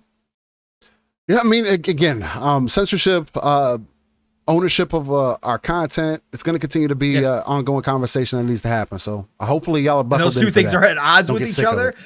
Those things are at odds with each other still, because in order to get ownership of our digital stuff rights back, we're going to have government intervention. That's why I always. That's what I'm saying. Like, flinch. I know when you we have say that conversation. You say fuck them, and I know you don't want them involved, but like, but you have to. In certain that's the way the cases. system works. Like, But censorship, you have to implement something. Right. But again, that's why it does leave it up to the people to fight for what they believe in, because these people at the top don't be caring. So no, Roadkill, I was completely joking. I hope you know I was joking. I don't work for and no, I would never turn anybody the fuck in. I ain't that dude at all, ever. That's fine. Okay? Never. That's another thing that the pandemic showed us. How easy it is that our neighbors would all be snitches and love it and wish you were in jail and wish you were dead. Oh, yeah. It's another thing that everybody should wake up. And if you were one of those people, time to take a hard look in the mirror. Just going to say it. It showed us a lot. Anyways, let's get into these upcoming games. Yeah, we're about to go in a different direction. This is about to turn into a whole nother podcast right about now. Let's get into these upcoming games, ladies and gentlemen. That's what we're going to do here. I'm going to get this page set up here. Get these releases up on screen. All right. Oh, sorry, Roadkill. I didn't mean to make you nervous, brother. No, you were absolutely fine. This is a safe space. Here sweating now. Oh, God. Roadkill, you just heard me say I told the government to get the fuck out of my life. I ain't turning in. You got rolled over here sweating, bro. What are you doing, Paul? Oh, man. Why you out here scaring people, man? What's going on? Paul to turn into the boogeyman that quick. Right. Right. All right.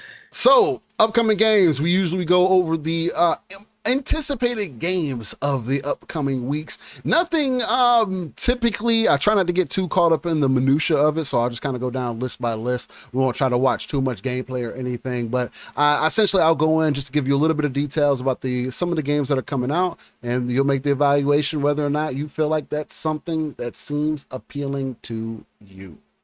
So, starting off this week, I think I need to find a different way to get this looking good, bro. Just I don't know what else. Yeah, it's just always curious because the way that this is set up, it puts the name in a really weird place. Okay. So I have to drag it down here, and then it doesn't look good because then it shows that. I'll just do it like that for now. It'll be fine. You guys just won't see the little video that plays. But Tales of the Shire, the Lord of the Rings game, releases on everything in 3 days on July 29th, and where you get to play as a hobbit directly out of J.R.R. Tolkien's beloved books. Personalize your appearance, brandish your best hobbit attire with an array of customizations. Decorate your own hobbit home and transform the cozy space with grid-free placement to position furniture, home, and decor to your liking. You know, this is definitely not cozy game. This is not straight from Tolkien's books. Okay, this is not. No, this is not straight from Tolkien's books. You don't think so? No, sir. It's fine because of what it is, but this is not. No, this is not straight from Tolkien's books. It has to be. Okay. All right. Anyways, we'll roll with it. This is from the voice of Tolkien himself. Yes. Right. I know. No? Okay. Well, I tried. Y'all. Tried to help out. So there is that. Then we had Mado Monogatari. Let me see if I can say it. Let me see if I can say it right. Mado Monogatari. Yeah, I'll keep it like that. Yeah. Fia in the Wondrous Academy. That comes out on everything but Xbox on the 29th. Okay. You get to be in the Ancient Magic Academy, an academy with a long story past, known as the place the great mage learned and graduated. It's something another RPG for something who wants something else that's cozy. Then you got Achilles Survivor. It's a dynamic single-player bullet-heaven game. Immerse yourself in quick gameplay sessions where you face off waves of enemies. Hey, you talking about another Vampire Survivor? Here you go, Paul. One just for me. Yep. One just for you. Maybe it'll play better. Yo. Oh, Steel. I'm gonna throw this in the DMs. It looks good. What? I'll throw it. I'll throw it. You keep doing your thing. It's new. It's a new 30-second battlefield destruction video. I'm gonna send it in there. That's crazy. Is that crazy? Yeah, you gotta watch it. It is that crazy. Oh god, that makes me feel like I need to pull it up on screen then. Again, I'm biased because I love this shit. But yeah, the physics, like it's nuts. It's pretty nuts, actually. What happens? Yep, that looks. This is we're gonna talk about Battlefield. Yeah. You know what? I'm over here adjusting stuff on the fly, ladies and gentlemen. I'm trying to. I want this to look a certain way.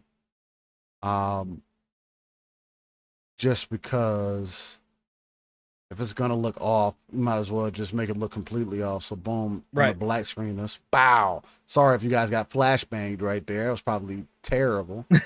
I love y'all. Yeah, still pull it up. Maybe when I'm gonna pull it up. I'm gonna pull it up on screen. You pull up right now. I'm gonna go big screen and pull it up. You sent it in the DM, right? Yeah, it's in the DM. Yeah, we're gonna go big. We're gonna go big screen on it. I just wanted to adjust that so it looked a little bit better. It's only 30 seconds. Get back to our upcoming week.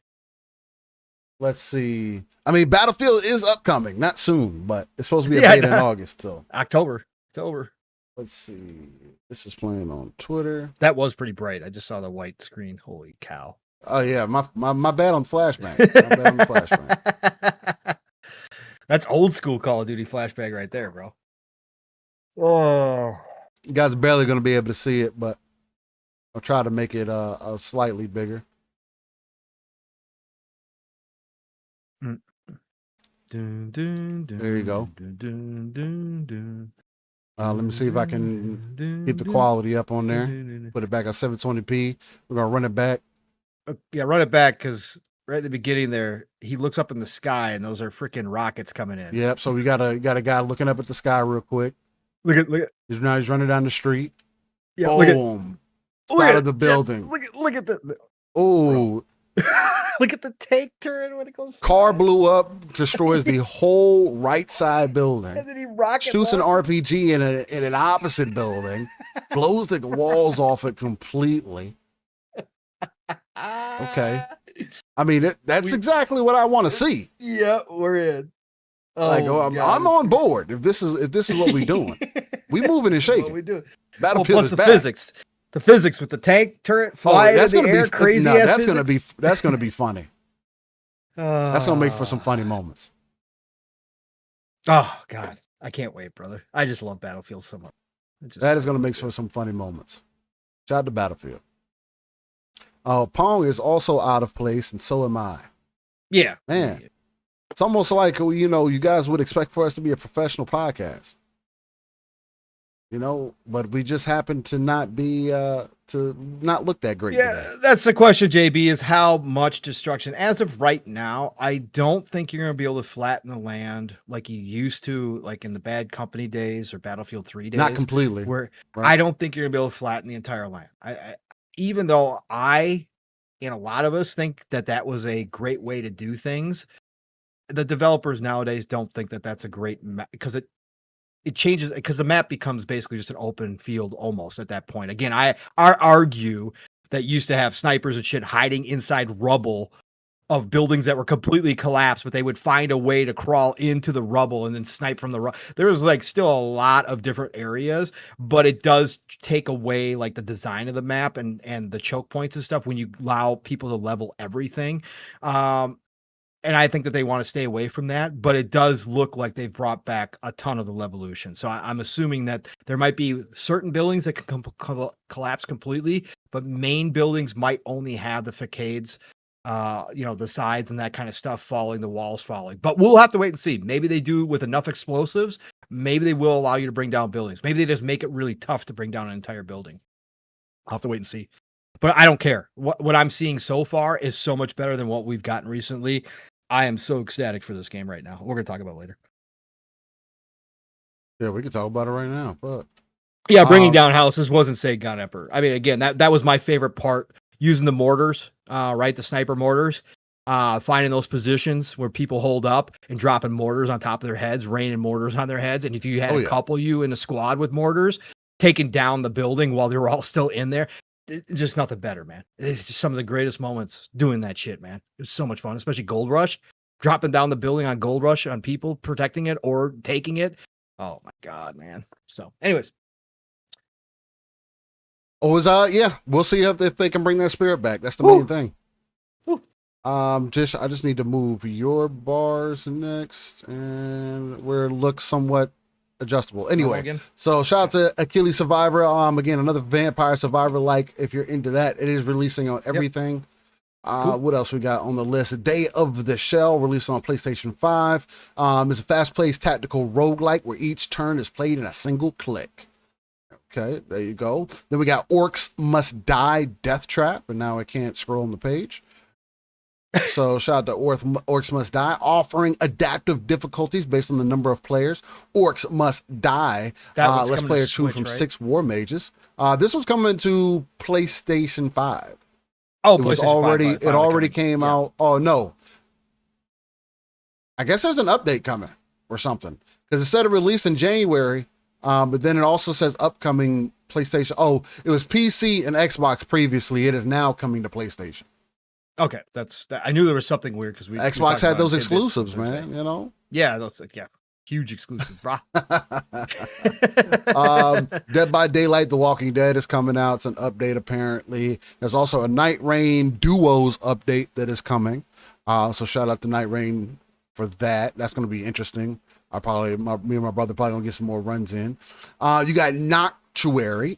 So Noctuary is a dual protagonist visual novel for those who are into that. A little indie RPG action releasing on everything.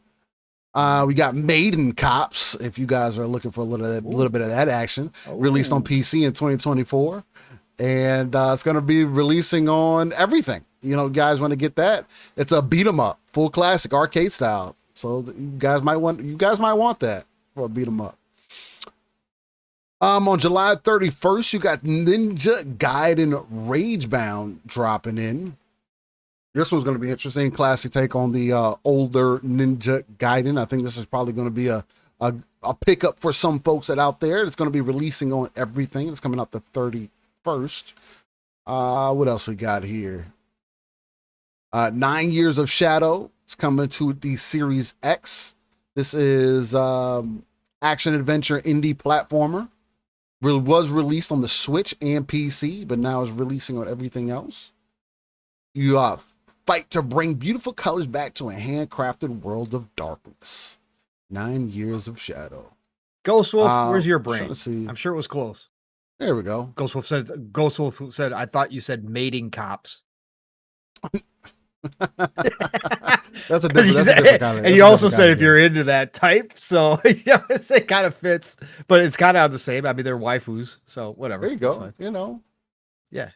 Then we got Eartheon, return to Genesis 16-bit gaming with ancient shoot 'em ups. Eartheon, with Earth's resources depleted and its environment in ruin, most of humanity has fled to Mars. It's a shoot 'em up, you know, indie. Coming from limited run games as well. For those who are looking for a little bit of something like that, it's coming to everything as well. Then we got Atomic Owl. Play as a Hidalgo, the last free Bladewing, on a quest to save your corrupted friends. It's another side-scrolling action platforming game. You know, hack and slash, a little bit of that owl action in there. You get a little glide action if you want into that. It's coming to everything. All right. You got a game called Time Flies as well, where you're a fly sitting on a roll of toilet paper. Hey, happy early birthday there, Eastside. Eastside with the early birthday. Happy birthday, bro. Yeah. Yeah, mine's coming up in a couple days, man. So shout out to you. Yeah, so it's still 28th for the B-Day. Leo's got to hold it down. Monday.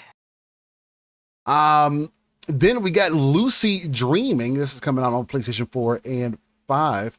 It was released on everything else already. It's an adventure puzzle game. Ghost Wolf's got dad jokes. For the previous game, he said, I bet that game is a hoot for that owl game. Oh. Really? Yeah, he did. Is that where we took it? Yes. Damn, y'all voted on that poll. I put Ghost Recon Breakpoint Xbox, and 83% of y'all said yup. Okay, so let me say that. So I'll have to look and see what that's looking like. So I definitely didn't mind that because I don't think they have crossplay. It's the only thing. I just find that so stupid. It's such a missed opportunity on there. It is. 3-bit. What's going on? I'm talking about a little bit of Breakpoint. Other than that, you got Demon Slayer 2, the Hinokami Chronicles that is coming out. I do plan on getting that for me and my oldest. My oldest is super into that. She got high rank in the first one. Love to play the mess out of it. I do find myself to be a Demon Slayer fan as well. I told I was going to throw some hands with her, take it back to some old school fighting days. Take it to the dojo. So it's going to be interesting to see how that goes. Either I'm going to get boxed or she's gonna do the boxing. We're just gonna find. Oh, I'm gonna do the boxing. We're gonna find out. So there is that. Other than that, got a Street Fighter update coming, another Final Fantasy 14 update, and a game called Witcher coming to Series X. And that would be it for your This Week in Gaming. Yes, sir. Vandal, you already know. He said Leo's in the house. Yes, sir. Yes, sir. All day long. Let's see. What else is people saying in the chat? He said Jesse James and Fable Delay to 2027 is 3-bit's fault. You know, we could probably say that. Did you see a little bit of that smoke out there this week, Pong? I saw some mentions of it. I mean, what are you thinking about a possible Fable delay at this point? I said all along that you can go back when we talked Fable, and I've said this in the past. Like, Fable is too important, right? And it's coming from a studio and playground that obviously already created themselves, or already made themselves recognizable the world over because of their racing RPG, car RPG, in Forza Horizon. And they're trying to make themselves the best studio ever, which they've said is a stated goal. And I said all along that Fable, obviously I want to see Fable come out sooner rather than later. But if you're going to make sure, if you're going to if you're going to bring back Fable this way, and you're going to have that studio do that, let it cook for as long as necessary to make sure that it is freaking amazing steel. Polish the shit out of that game. And if that takes a delay into 2027 to make sure that that game comes out in the absolute best possible light, then at this point, delay it. It's already probably it's already been in production for forever. They already have a secondary team, Ideos Montreal, helping them work on it. You're already spent $1 gazillion on this production, guaranteed. What's another 6 months, right? What's another 4 months into 2027? Delay it, because I always thought this was going to be an end of 2026 game, but this delay into 2027. Make sure that's right. So yeah, I heard the smoke and I was like, well, it makes sense if they're going to polish it. Plus, you're going to have a new console. Steel, if rumors are true, you'll have third parties making a console next year for Xbox based upon their future tech. And then you're going to have Xbox first party hardware in 2027. As of right now, at least that's the rumor. If that's the case, then yeah, you got Fable dropping in between those two. It's going to probably push the tech, whatever it is. It's going to look gorgeous. It's going to be a beautiful game. And so, yeah, it kind of works into the marketing plan for your new consoles as well. So yeah, play it. Fine. Yeah, I don't necessarily feel one way or the other about it. Again, as long as they continuously drop good deals into Game Pass for me, as a consumer of the ecosystem, I think that's the number one thing for me. Again, I'm going to be consistent in the fact that I'm not the first party exclusive dude. So me saying that, I am affected by it being delayed in any way, shape, or form. Again, I saw, somebody mentioned in the chat, and I saw other people talking about it a little bit this week as well. Is that this would be another stain as far as Xbox delivering their own content. They're third party. They're a third party. We're done. This is no different than Ubisoft, EA delaying game. This is no different now. That's how I generally feel. I hate it, but we're done. We're done with those comments. They don't matter anymore. It didn't get canceled. I think that's a step in the right direction. Exactly. Yeah. I don't necessarily think that that's a win either. It's just it's hard for me to come out and be like, I need these games as soon as possible, even if they're not ready, in whatever condition that you give it to me. I need them. I, as the gamer, demand Fable to not be delayed anymore. It's just like, that's not a reality either, never will be. So from that perspective, and as somebody again who is not like, oh, all the exclusives matter. No, you continue to give me value, you continue to give me games, and you continue to give me IP that I'm interested in. Again, Wuchang's not first party, but I would consider that a win for Xbox, right? That is, it would give me an additional reason to say, oh, this is part of the reason why I love this ecosystem. So it's just, again, if you're only an Xbox console gamer and you were excited for Fable to come out, I mean, again, like you, Pong, you know, when you get certain games delayed, like you weren't happy about Starfield being delayed, right? You wanted it out as right when you wanted it. So I get, if you're a fan, of course, you want it as soon as you could possibly have it. But there is something still to say, is that we have these games, even made for one platform or what have you, that still have technical issues. I to see people now, because of this conversation and because of what has happened with Perfect Dark, now coming out and stating that, how can we believe that the Fable gameplay was real? Now I'm pretty sure me and Pong could put our foot in front of the other and say, look, I can probably tell you with confidence that is from what we at least know, but that's neither here or there. I understand if you don't feel confident in it. I also don't think that Fable has garnered like the most attention either, right? It's not like the most known IP. It is for people that are in the hardcore space. So there's something to be said of like, whoa, you're just going to keep developing these games forever and ever. Guys, like, Lost Soul Aside was made by a solo dev that has been part of the China Hero project. The game's been being created for 10 years. There are some games that take this ilk of time. Playground still seems to have the green light with what they have going on over there. There is, maybe they could sway, you know, Pong, you know, I think the easiest way, even if there was going to be a delay for Fable into 2027, they could come out in 2026 at the end of at the beginning of the year, after the dev direct or whatever they decide to do, and do a Forza Horizon tease for whatever the next game will be, or maybe even show us some more gameplay from Fable to solidify what we're seeing and get things prepped for next year, you know, for you to do the full blowout for it. So again, I do want the games as soon as we can get them, but if the game needs more time, the game needs more time. We'll see how things pull out. I mean, I would like to see 2026, this anniversary, be phenomenal, and I think you could do that with something catered around that Halo, Gears, and Forza formula. But who knows? Well, it sounds like that's exactly what Phil was mentioning. Well, now with we Fable did get in word.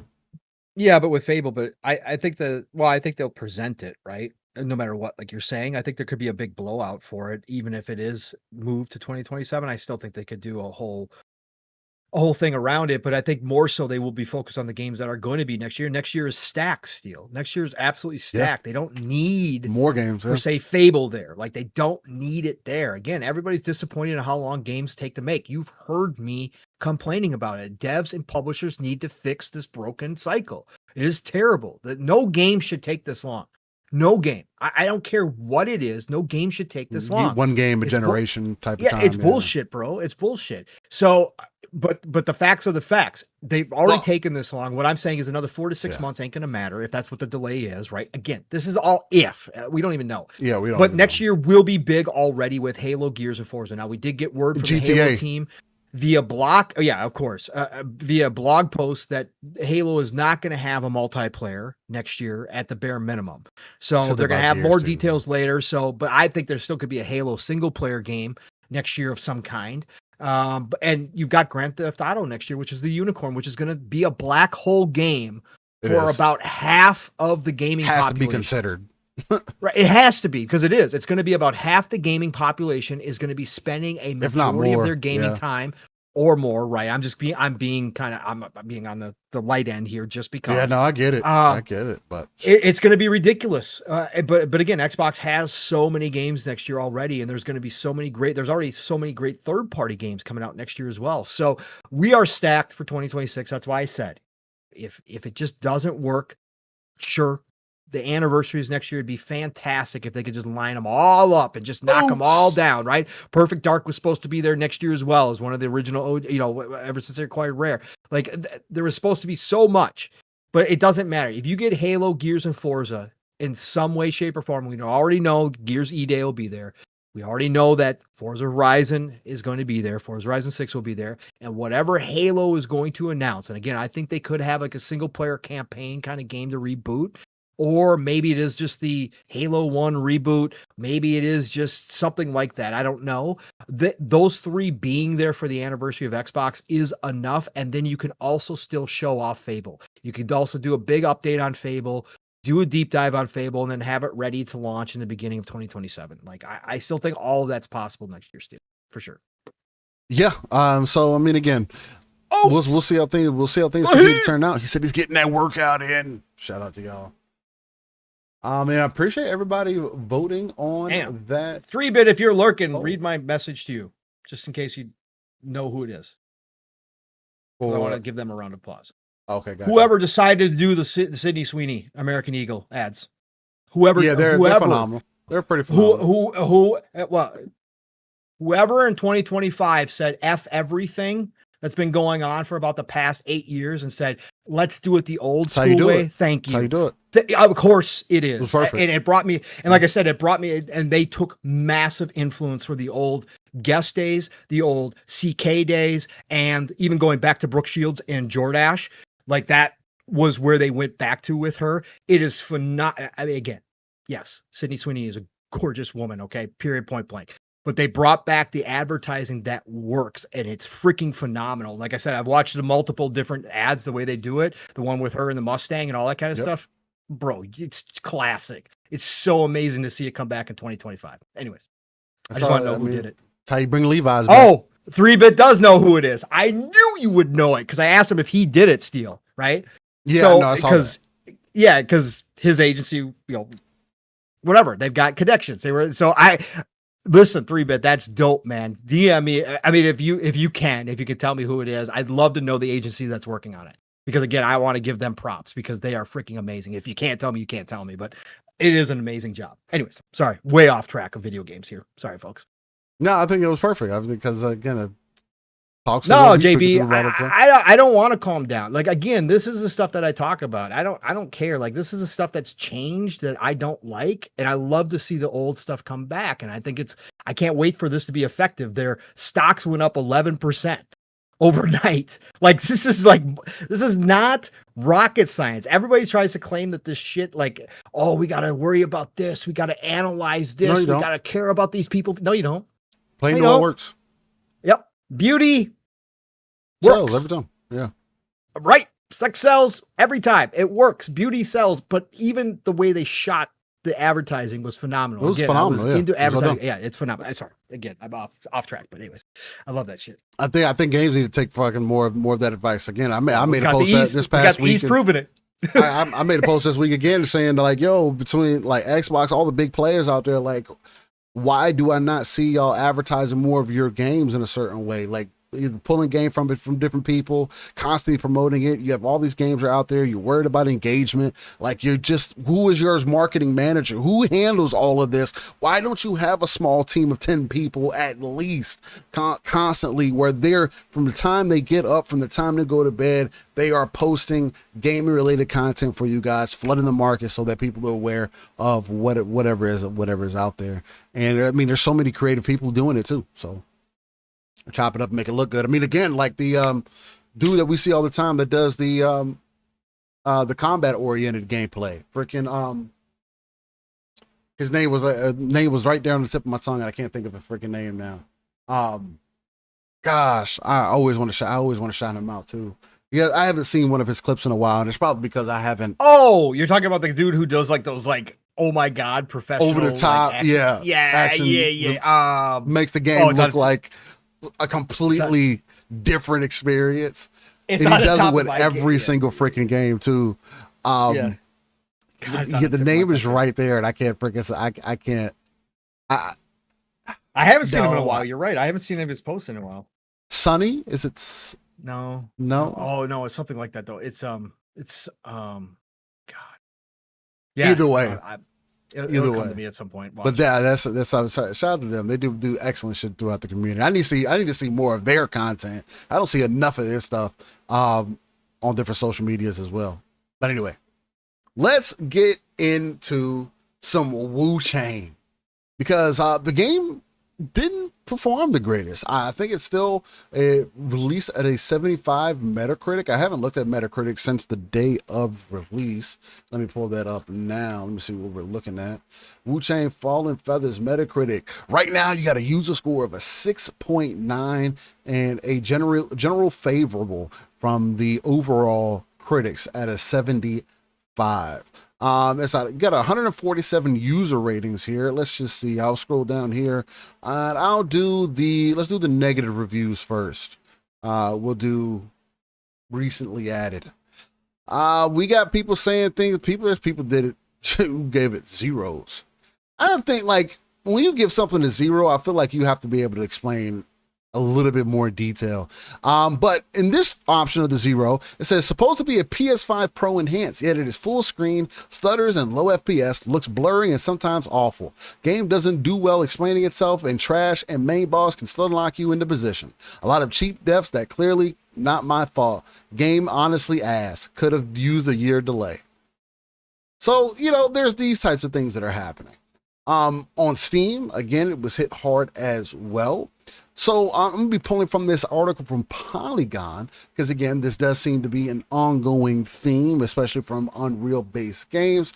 And again, with the game that was releasing this week and is coming into Game Pass, I kind of just want to make people aware of what is out there. I do feel like some of it is unjustified. Again, there are games that get passes for performance issues and get high ratings, like Donkey Kong Bonanza, and it can have performance issues and still get a 9 out of 10. So, hey, to each their own. Jedi Survivor, and Pong uses that as a reference all the time. I can blatantly show you the adamant frame drops, it literally cutting in half when you would go back to the main hub.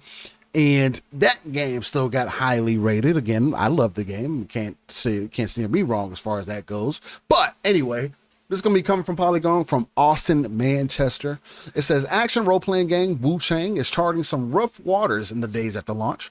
Despite its gameplay being top-notch Souls-like action, Wuchang has debuted to a nearly 16,000 mostly negative reviews on Steam at the time of this writing. It's only been able to amass so many reviews because so many pirate warriors are playing. Wuchang's 24-hour peak player count sits at over 131,000 players on Steam, which, mind you, is apparently the highest of any Souls-like game outside of a From Software game.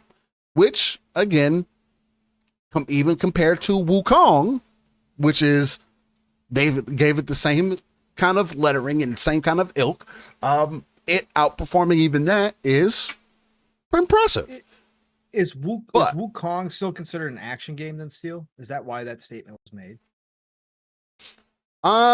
No, because I think the consensus of people is they essentially dropped it down in that Souls alike. Okay, so then why do they say it's the most it's from any team not from software when Wuchang had like 2 million? Did I miss something? It said live concurrent concurrent players. Wuchang had over 2 million. Right? I guess so. Then yeah, maybe that could be. I was curious I because can see it either way, but I saw that and I was like, well, okay, but Wuchang. But then I was like, well, but you even told me, Steel, that you wouldn't have necessarily like labeled it like a strict Souls type game. Yeah, because it's not. It's definitely not. Right. It's definitely more action oriented. It's not punishing in that way outside of, again, making you learn the bosses. But it also had mechanics that were more straightforward into what worked against certain bosses as well. Right. Yeah. So there was like through the finding items and things like that, you could trivialize the game even more. And Wuchang only had one weapon. Right, you had different stances and stuff like that you can incorporate for certain moves, but yeah, I would still consider it more action oriented. Again, not like a Devil May Cry, because I think what starts separating it out is the combo mechanics, and because DMC when you talk about action games like that, do you start talking? That's when you start throwing in Ninja Gaiden as well, Right. because Which it is difficult. more centered around. Because even Devil May Cry can be difficult, but just like Ninja Gaiden, it has difficulty options. So it's like you can kind of tailor the experience however you want. I think Devil May Cry has been kind of the better one out of all of them to do that, to where you can get away with button mashing and still feel like you're doing something. Final Fantasy 15 even had some of that. Those types of action-oriented games where you can launch the enemies in the air and stuff like that. I think that's what I would consider more action, like true action oriented combat, where it's centered around the combos and trying to be stylish and getting points and stuff like that, because it wants you to, like, the whole point of it is by the end of it, you become this style demon if you choose to be. But anyway, it's the lines again, we keep having the conversation. The lines keep becoming so blurred with what people consider what. Wukong is more Souls-light, meaning it has some elements, but it's not enough to consider it a Souls-like. Like how Wuchang is. Wuchang is very Souls-like. Like the fear of loss, the pressure that the game gives you, the way that it circles back on itself. First Berserker could probably even be more in that vein because of how you approach the game and everything. But anyway, that's a whole different conversation. Anyway, the crux of the negative reviews concerns the game's poor PC performance. In short, it's an unoptimized mess. I played on PlayStation 5, and after adjusting some graphical settings, didn't encounter any performance issues, which is on the contrary to what I was hearing. I was hearing people on PlayStation were having a bad experience with it. That's what some of the reviewers were saying as well, is that on PlayStation, that's where they were having the majority of the issues. I did see people talking about some of the stuff on PC because people were having some frame dips and whatnot. But they also considered to say players also reported not receiving pre-order bonuses and some pricing anomalies in regions. That's always going to be something that's neither here or there. Lindsay and 505 were quick to act and early Friday morning released a patch 1.3 to address several key issues affecting early players. It included several optimizations to increase the game's performance on PC, as well as some bug squashes like fixing a crash. Other than that, that's pretty much the crux of it. This is another example of a game that released and seems to be getting docked for its poor performance. And now, are people going to come back later after the game has been patched up and say, hey, man, this game is good now? Probably not. Wukong was also was not performing well when it launched, right? It had performance issues and people still saw through a lot of it and gave it its kudos. And I'm kind of seeing the opposite effect again, where people are picking and choosing on certain things. What makes more sense? I'm not saying that Wuchang is going to be it's going to sell 3 million copies in its first month like Wukong did. Again, you're not working with the same, still it's in China, but it's different mythos at play, right? You're talking about Wukong, right? Versus the Monkey King versus a custom character. Well, their own created character in Wuchang and a different time period as well.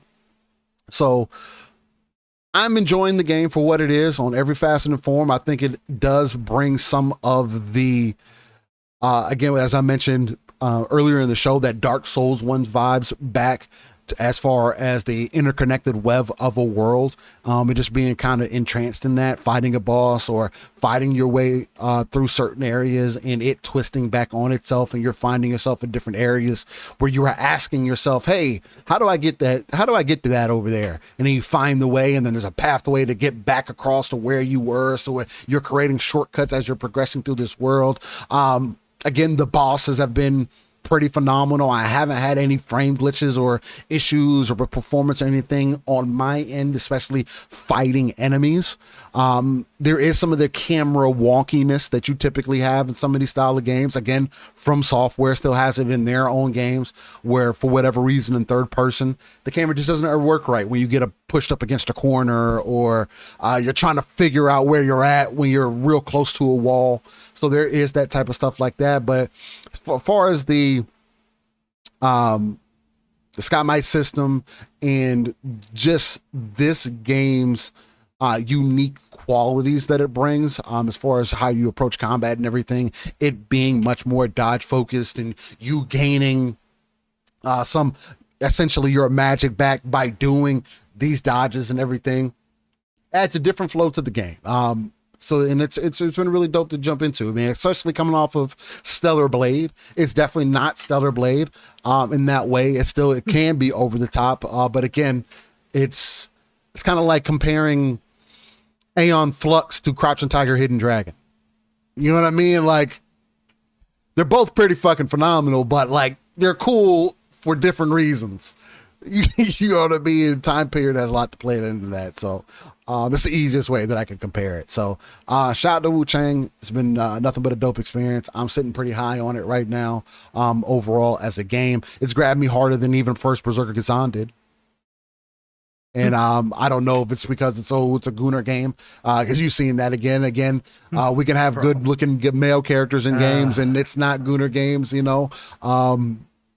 You have buff dudes with their shirts off, that's cool. But as soon as you start getting the female main characters, everything is about, and especially if they show any form of cleavage, it automatically becomes something else. And it's like, bro, can we just have cool characters again? Like this is what I'm more so appreciating more than anything. And I think this is another good example of that, along with good gameplay. So for people who are into the Souls-like games, especially with it being on Game Pass, and again, this is not the high price game. It's a $50 game. Like again, like there's nothing but kudos that you could give it, especially if you wanted to give something to try out there. So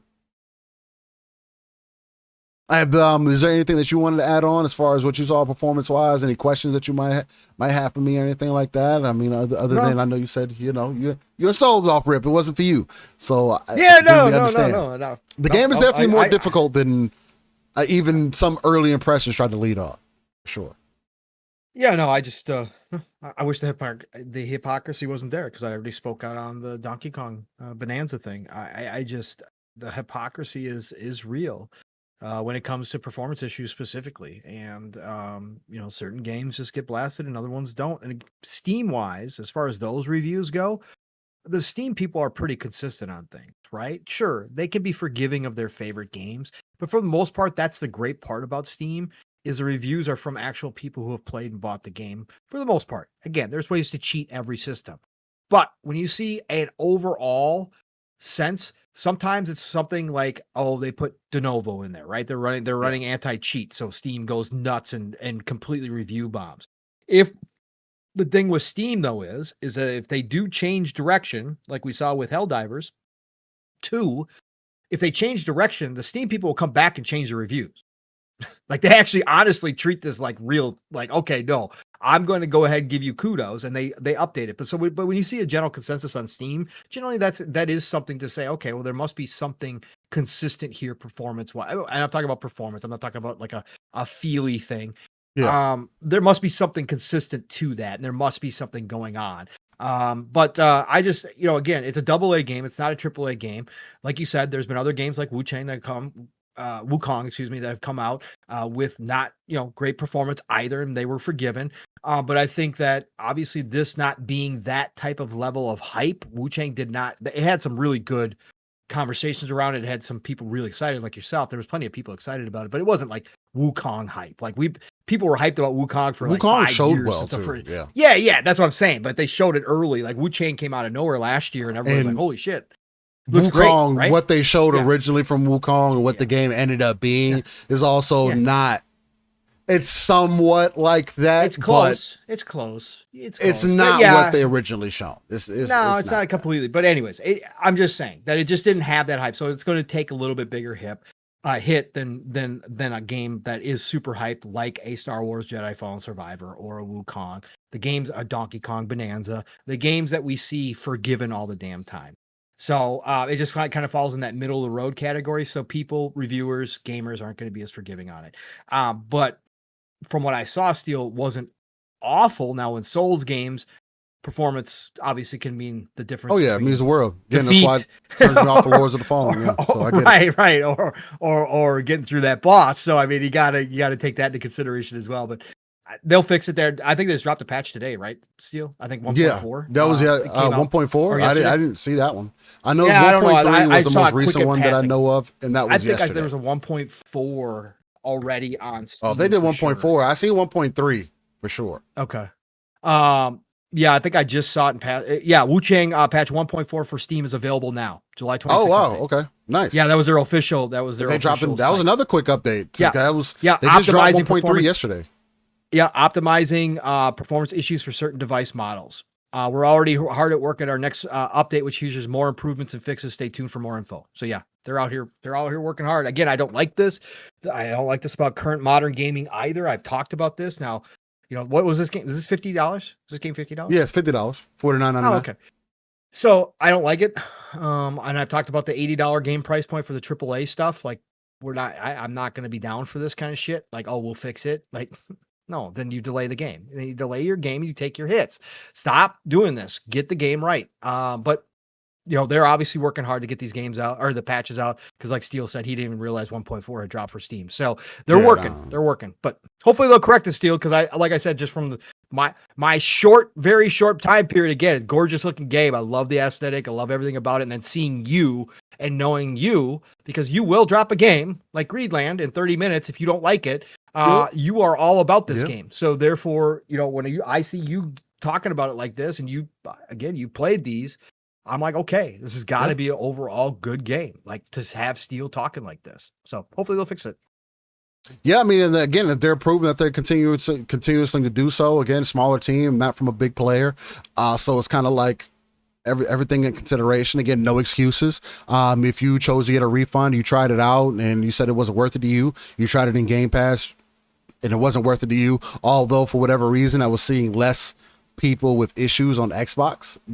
They were doing some graphical comparisons as well. There are some features that seem to be missing from the PlayStation 5 Pro and regular PlayStation 5 that seem to be available on the Xbox version.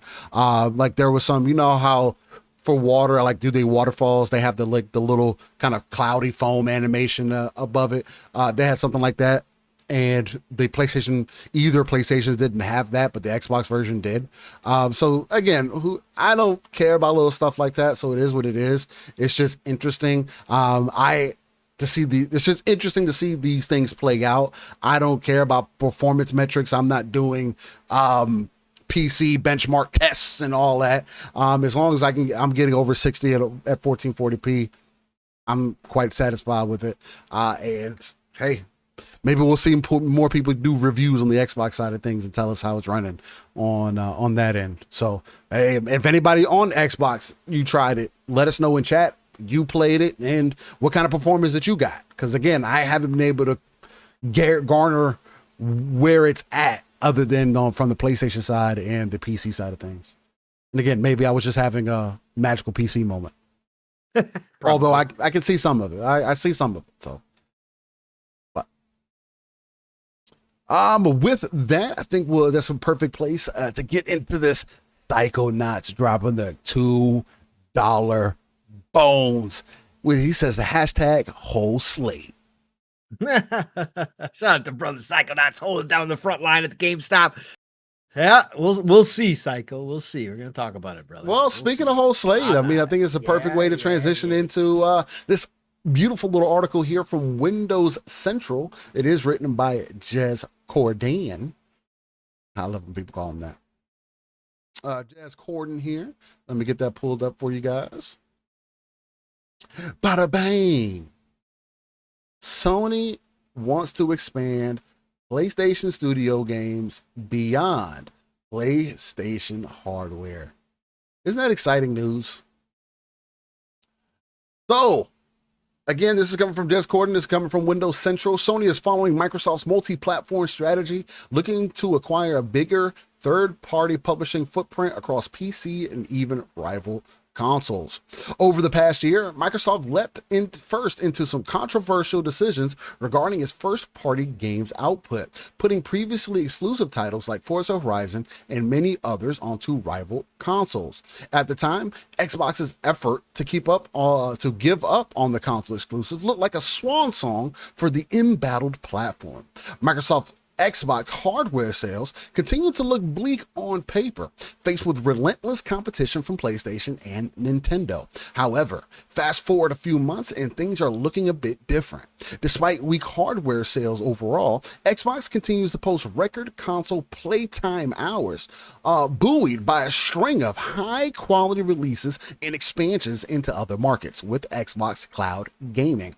Xbox still commands millions of active users, so much so that even arch-rival PlayStation itself has opted to self-publish Helldivers 2 on the Xbox platform, and it looks like Team Blue isn't stopping there either. Executing the global commercial strategy for PlayStation Studios, software titles across all digital platforms beyond PlayStation hardware is what reads on a job listing on PlayStation's official Greenhouse hiring platform shared with us from Hazardor on X. Suggests that PlayStation is ready to follow Xbox. The language in the listing suggests that PlayStation is ready to expand even more of its first-party titles such as God of War, The Last of Us, and Horizon over to competing platforms. The job listing is for a senior director, multi-platform multi-platform and account management specifically, and describes a variety of responsibilities specific to Xbox and PC. The successful applicant will lead a team that includes senior managers involved in liaising directly with Xbox and Windows PC platforms like Steam and the Epic Game Store to build sales and relationship. PlayStation says the applicant will oversee the out-of-year mid-range commercial strategy for PlayStation Studio titles across all non-PlayStation platforms, driving long-term revenue growth and audience reach. Furthermore, the overview describes specifically moving PlayStation Studio software titles beyond PlayStation hardware, listing Steam, Epic Games, Nintendo Switch, mobile, and indeed, Xbox consoles too. Reporting to the Vice President Commercial Management and Senior Director Multi-Platform and Account Management, you will play a critical leadership role in shaping and executing the global commercial strategy for PlayStation Studio software titles across all digital platforms beyond PlayStation hardware. The game industry has changed, says Jazz. He says PlayStation has been signaling to investors for some time that it wants to boost margins, and a surefire way to do that is to sell more software. With the gaming population less willing to switch platform than ever before, it stands to reason that Sony could make heaps of high impact, high margin cash by putting some of its older games onto Xbox. There are still tens of millions of Xbox active gamers out there, many of whom likely never experienced titles like Days Gone, Ghost of Tsushima, and others that would likely over-index on the Xbox. PlayStation's renown for high-quality games is reflected by their high cost. Putting some more older games on Xbox would do a little to harm PlayStation's hardware footprint, which is now essentially locked in and permanent as people have solidified and built up their digital libraries. Pong, with all that interesting and jazz I put out there, with my extra pizzazz put on it as well, hopefully that got you a little bit more intrigued in what the conversation piece may be. What are you thinking about PlayStation now, like admittedly finally coming out there and saying, you know what? We're going beyond the box. What does this tell you? Is all the walls crumbling down now? Does your excuses for exclusives start going over to the wayside as we continue to get more access to games than we've ever gotten before? What are you thinking? Like we talked about last week, it's funny, we had this conversation last week before this all happened. We did. It's money, man. It's pure and simple economics. And yes, there's an argument still to be made about exclusives. You and I had that conversation about a month ago. A nice big long one with us on opposite sides about exclusives and whether or not it's always a good one. It's always fun because there is the argument. And again, we got people in chat, Nixie and others who believe exclusives still are a thing and all that good stuff. And I personally, if you nailed me down, would tell you that exclusives are a thing and that they are still important to an ecosystem. However, at the end of the day, it's all about green. It's all about money. It's all about shareholders. It's all about at the top. And Hiroki Totoki is a businessman. You guys, again, everybody, there is nobody anywhere in our chat, at least that we are currently aware of, and nobody's going to out themselves, but there's nobody in our chat. There is none of these podcasters, no matter how smart they sound, that are in these boardrooms that honestly know for a fact what Hiroki Totoki or Herman Holst or Phil or any of them ever mean. We all speculate. We all talk about opinions on what we hear. You can twist words. You can make excuses. You can move goalposts. You can do whatever you want to when you're speculating. And you can make it sound great. And you can make it sound like you're an authority figure. But the facts are the facts. Money talks and bullshit walks. These are big business, right? Big business don't give a fuck about your feelings. I've been saying that for a very long time. And that includes PlayStation fanboys. That includes Xbox fanboys. That includes Nintendo fanboys. Now, Nintendo's still on another level because of who they are and because most of their fanboys let them get away with the bullshit. But for PlayStation, right now, in this day and age, 2025, they look over at what used to be a one-for-one competitor in Xbox and see the moves they're making. They get all the stats from their games, right? Like MLB The Show, which was already on Xbox. And then they see Xbox games showing up, becoming number one in their store and pre-orders. There's money. There's money to be had. Now, as I stated in the beginning of the show, and as I stated last week, even with this coming out in black and white, a position specifically designed, naming all of the platforms that they want to put their games on. Rumors swirling that Horizon Forbidden West Lego is coming to Xbox shortly, right? All of that being said, do I think this is a absolute in your face to all the fanboys who said this shit ain't ever going to happen and it's only going to be games as a service, it's only going to be multiplayer games, all the goalpost moving? Abso-freaking-lutely. You guys need to stop and take your own advice when you were telling all the Xbox fans to stop listening to Phil Spencer. Y'all need to stop listening to Herman Holst and think that he's just telling you the flat out 100% truth to your faces. Okay? But do I think this means day and date? Do I think this means whole slate coming? No, bro, I don't. Do I think this I think this moves day and date closer to PC? Yes. Do I think that obviously Switch 2 is going to get a bunch of games? Absolutely. Do I now think that this opens up my idea, or a lot of people's idea, but what we were talking about last week when we talked about this, older PlayStation games, including a Spider-Man, a first God of War, 2018 coming to Xbox? Yes, I do. Yeah. Why not? I will also say that ultimately, will it matter if Xbox follows through on what we've heard is their progression into the next generation where they open up Steam storefronts, etc., to console players with a hybrid console?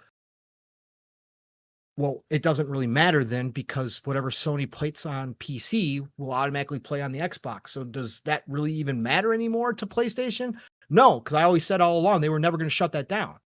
And now, especially now with this, of course not. They're not going to care. So ultimately, will that matter? No, but do I think they're getting closer to day and date elsewhere? I do.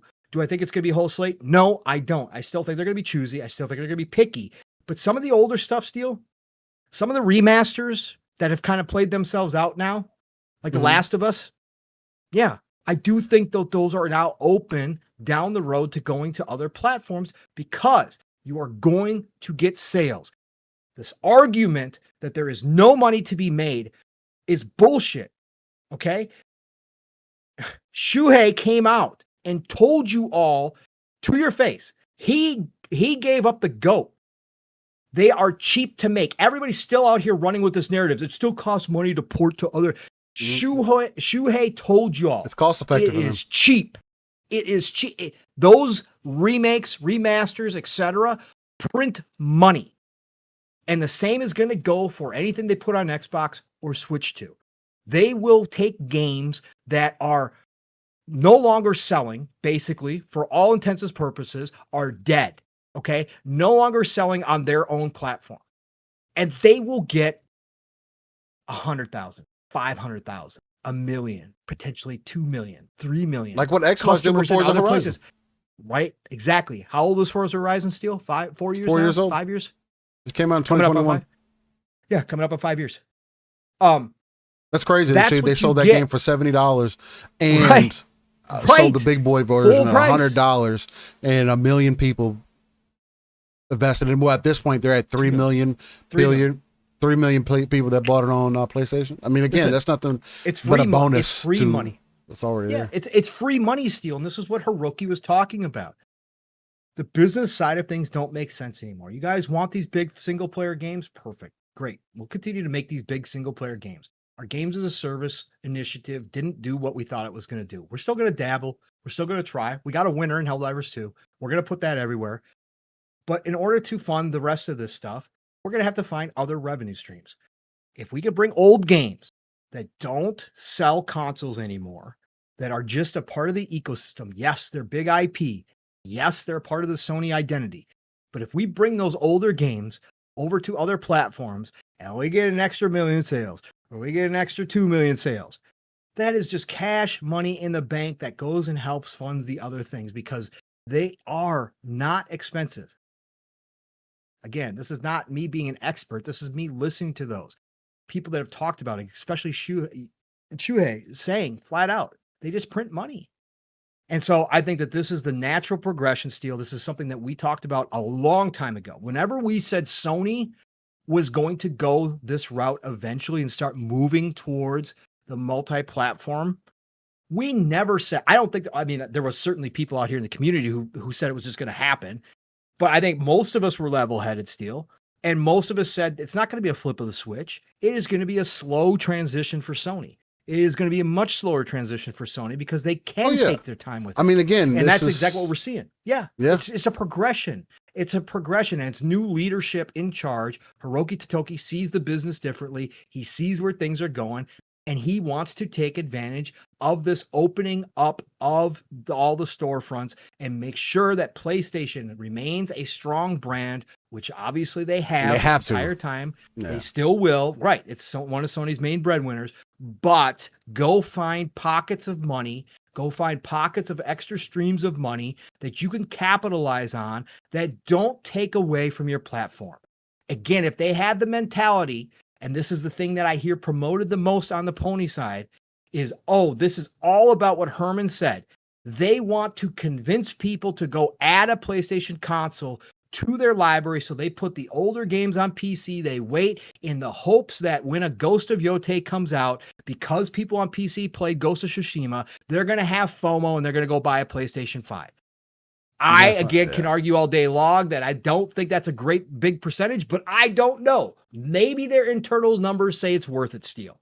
So why would that not apply to the Xbox when they know that Xbox is more third party than any of them right now, and that some of the Xbox people will be looking to go to PC or PlayStation potentially next generation because of what Xbox has chosen to do? Why would they not take the initiative to put a couple of games on there and see if that holds true for that side as well? Same goes with the Switch. The Switch is the main person's console, but nobody says that Nintendo players can't own a PlayStation or an Xbox or a PC.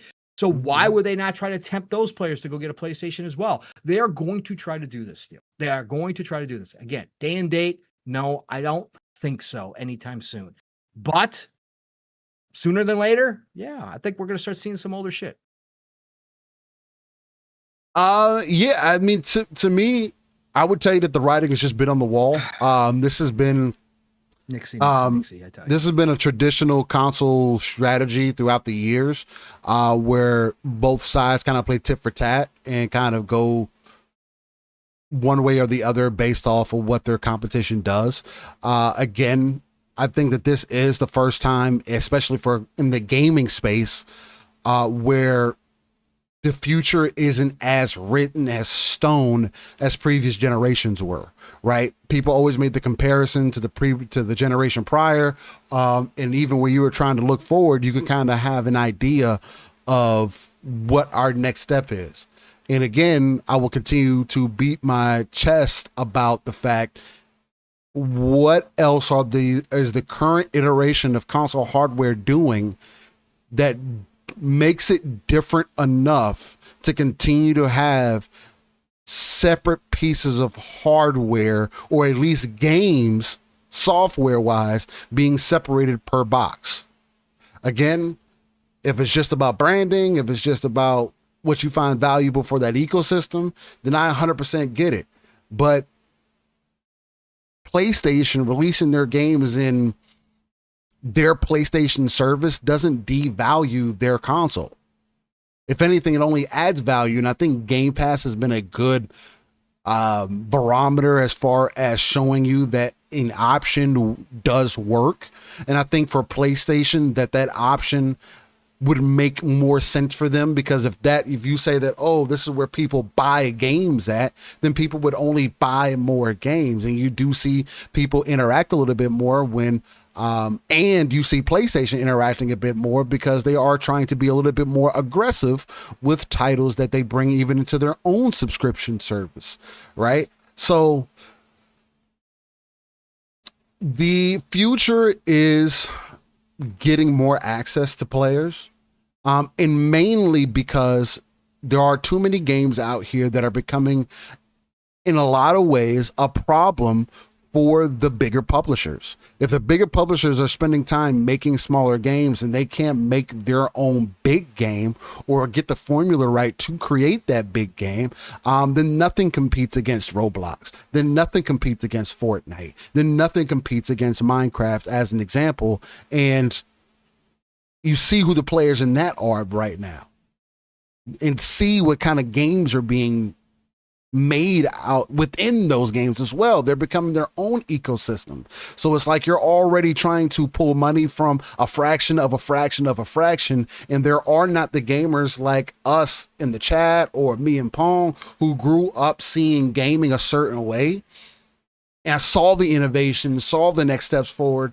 The generation behind me this is not what's going to appeal to them. And if you're going to wait until 10, 15 plus years from now, when they do start being the ones that have the money in the pockets to spend within this industry, where they're going to go next after Roblox? Where they're going to go next after Fortnite? Are they going to be playing the games that we're fighting for right now? Maybe they can, but maybe they have an option to access the PlayStation store through their whatever box that they end up having, and being able to play God of War. Just because it has an Xbox label on it doesn't change anything. Still pops up with a PlayStation logo. You know who made the game. I do think that it is going to be also interesting seeing these companies get back to what they're supposedly good at. If Microsoft is good at making software, or is the software company, whether they're good or not can be debatable, then let's see what they do, continuously tripling down on software and having the option of hardware. Whereas for PlayStation, hardware is not supposed to be the option. PlayStation is a hardware company. I am still having a hard time understanding of why people do not expect more out of PlayStation on a hardware side, knowing that is probably their last stand as far as their hardware goes. Nobody's asking for TVs like that. Nobody's asking for receivers. Nobody's asking for head units from Sony. Nobody's asking. I am. They barely asking for controllers. We get Pong out of the millions that are out there. You have other brands that are available to you, and they're not as competitive, especially for Sony outside of gaming, as they used to be. So what do you pivot? How do you pivot? They're both working with AMD, bro. Things are becoming more PC-like. What are we going to do next? Invest in your favorite ecosystem and build from there. If this one gives you, again, if Xbox is able to pull off this whole strategy of making things more PC-like while giving you a console experience, and you don't know the difference other than knowing that you got more options, I think it's going to be an interesting way to see how things play out. Who copies who? What do we do that's going to be different? Hey, maybe the PlayStation 6 is going to be such a gaming machine. We take the focus out of making it more PC, like it's going to be the ultimate gaming machine and completely blows whatever Xbox does out of the water. They have a handheld PlayStation Portable once again, not just the handheld device that they have now that just links to your console that they're opening up for cloud gaming and everything else. No, you have a traditional device that you play all of your media digitally on natively. There's so many opportunities that Sony has to put on the table, and I'm more so curious what they're going to do on that front, and they haven't really talked about that either. There's no teases, there's nothing, just like, oh, we're working on it. The games, people said the games for years are what's supposed to speak for these different environments, and people are more excited about playing Forza than they are about playing Helldivers on their own platform. If it works, if it quacks like a duck, walks like a duck, maybe it's a duck. And that's okay. It's okay to admit that, hey, things are going to be different. I don't know how we're going to approach this whole thing. And you can have, what's crazy to me is I'm not saying we just don't need exclusives, but give people more ways to access the exclusives. Have it tied to your ecosystem. So why are we worried about what's tied to what box? Especially if we're sitting here admitting as well that these things aren't going to be day and date. I would like for them to be. I would, especially if they're multiplayer faceted. But all these other games, yeah, send them over when you can and let those players invest whenever they want. So that's just, again, to Nixie's point in chat, like, I don't think that this is anything new. I feel like me and Pong have been hinting and talking about this for at least a couple years. Because these are the things that PlayStation comes out and says, hey, we're looking at doing things differently. When they're releasing on PC and people are like, oh, they're never going to come to release their games to PC. Oh, they're going to wait years and years and years to do it. And then you see the timeline getting shrunk down. You see more people engaging with those games on that platform. You're not going to turn down money. It is a money thing at the end of the day. And exclusives can move the needle for a brand in their ecosystem. But just because I have access to their ecosystem on my computer doesn't mean that I need to buy your hardware to access that software. Especially in gaming. Movies and TV shows are different. Interacted with differently. But in gaming, you are dependent on people spending time in your world. Point blank, period.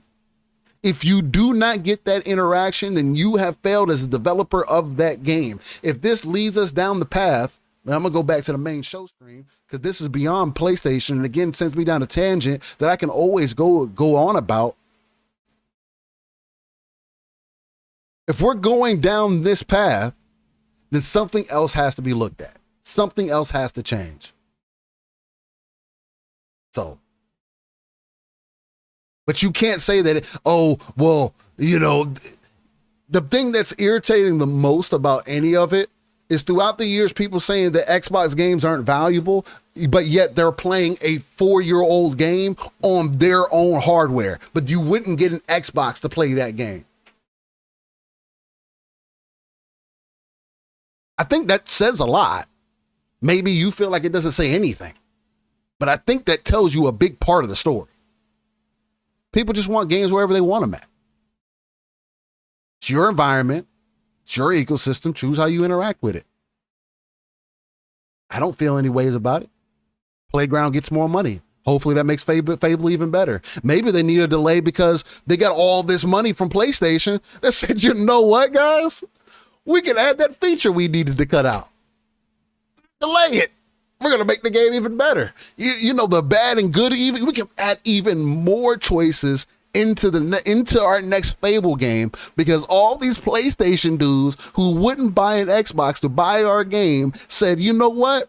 I won't buy an Xbox or get Game Pass to play it wherever I can play it at. Instead, I'm going to wait for it to come to my specific hardware and I'm going to get early access to a game that is already out at $100. And then not only that, I'm going to willingly choose to spend $70 on this 4-year-old game. Oh yeah, it's a complete package now, Steel. So, hey, there's that. But I wasn't going to buy an Xbox for it. But I got 3 million people at minimum who bought this game on my platform. That's not from the original platform. Damn, Fable's about to be beautiful. Shout out to y'all. Playground, thanks y'all.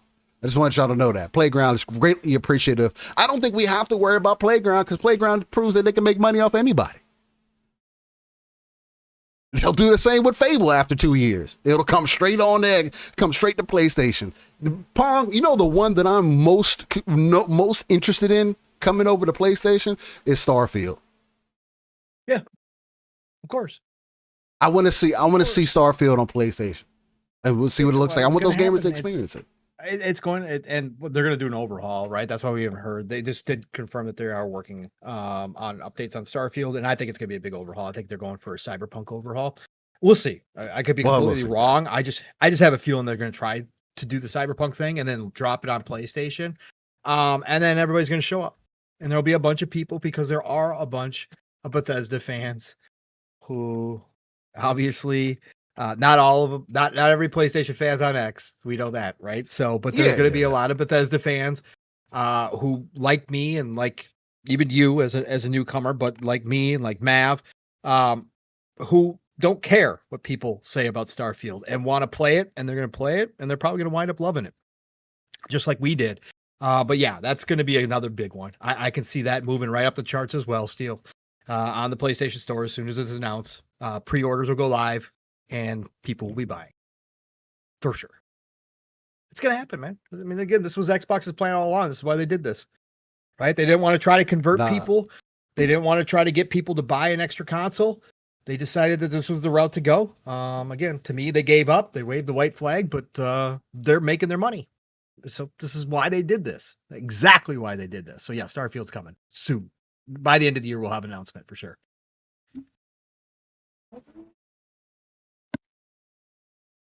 Give me a second, Paul, if you want to shout the chat real quick again.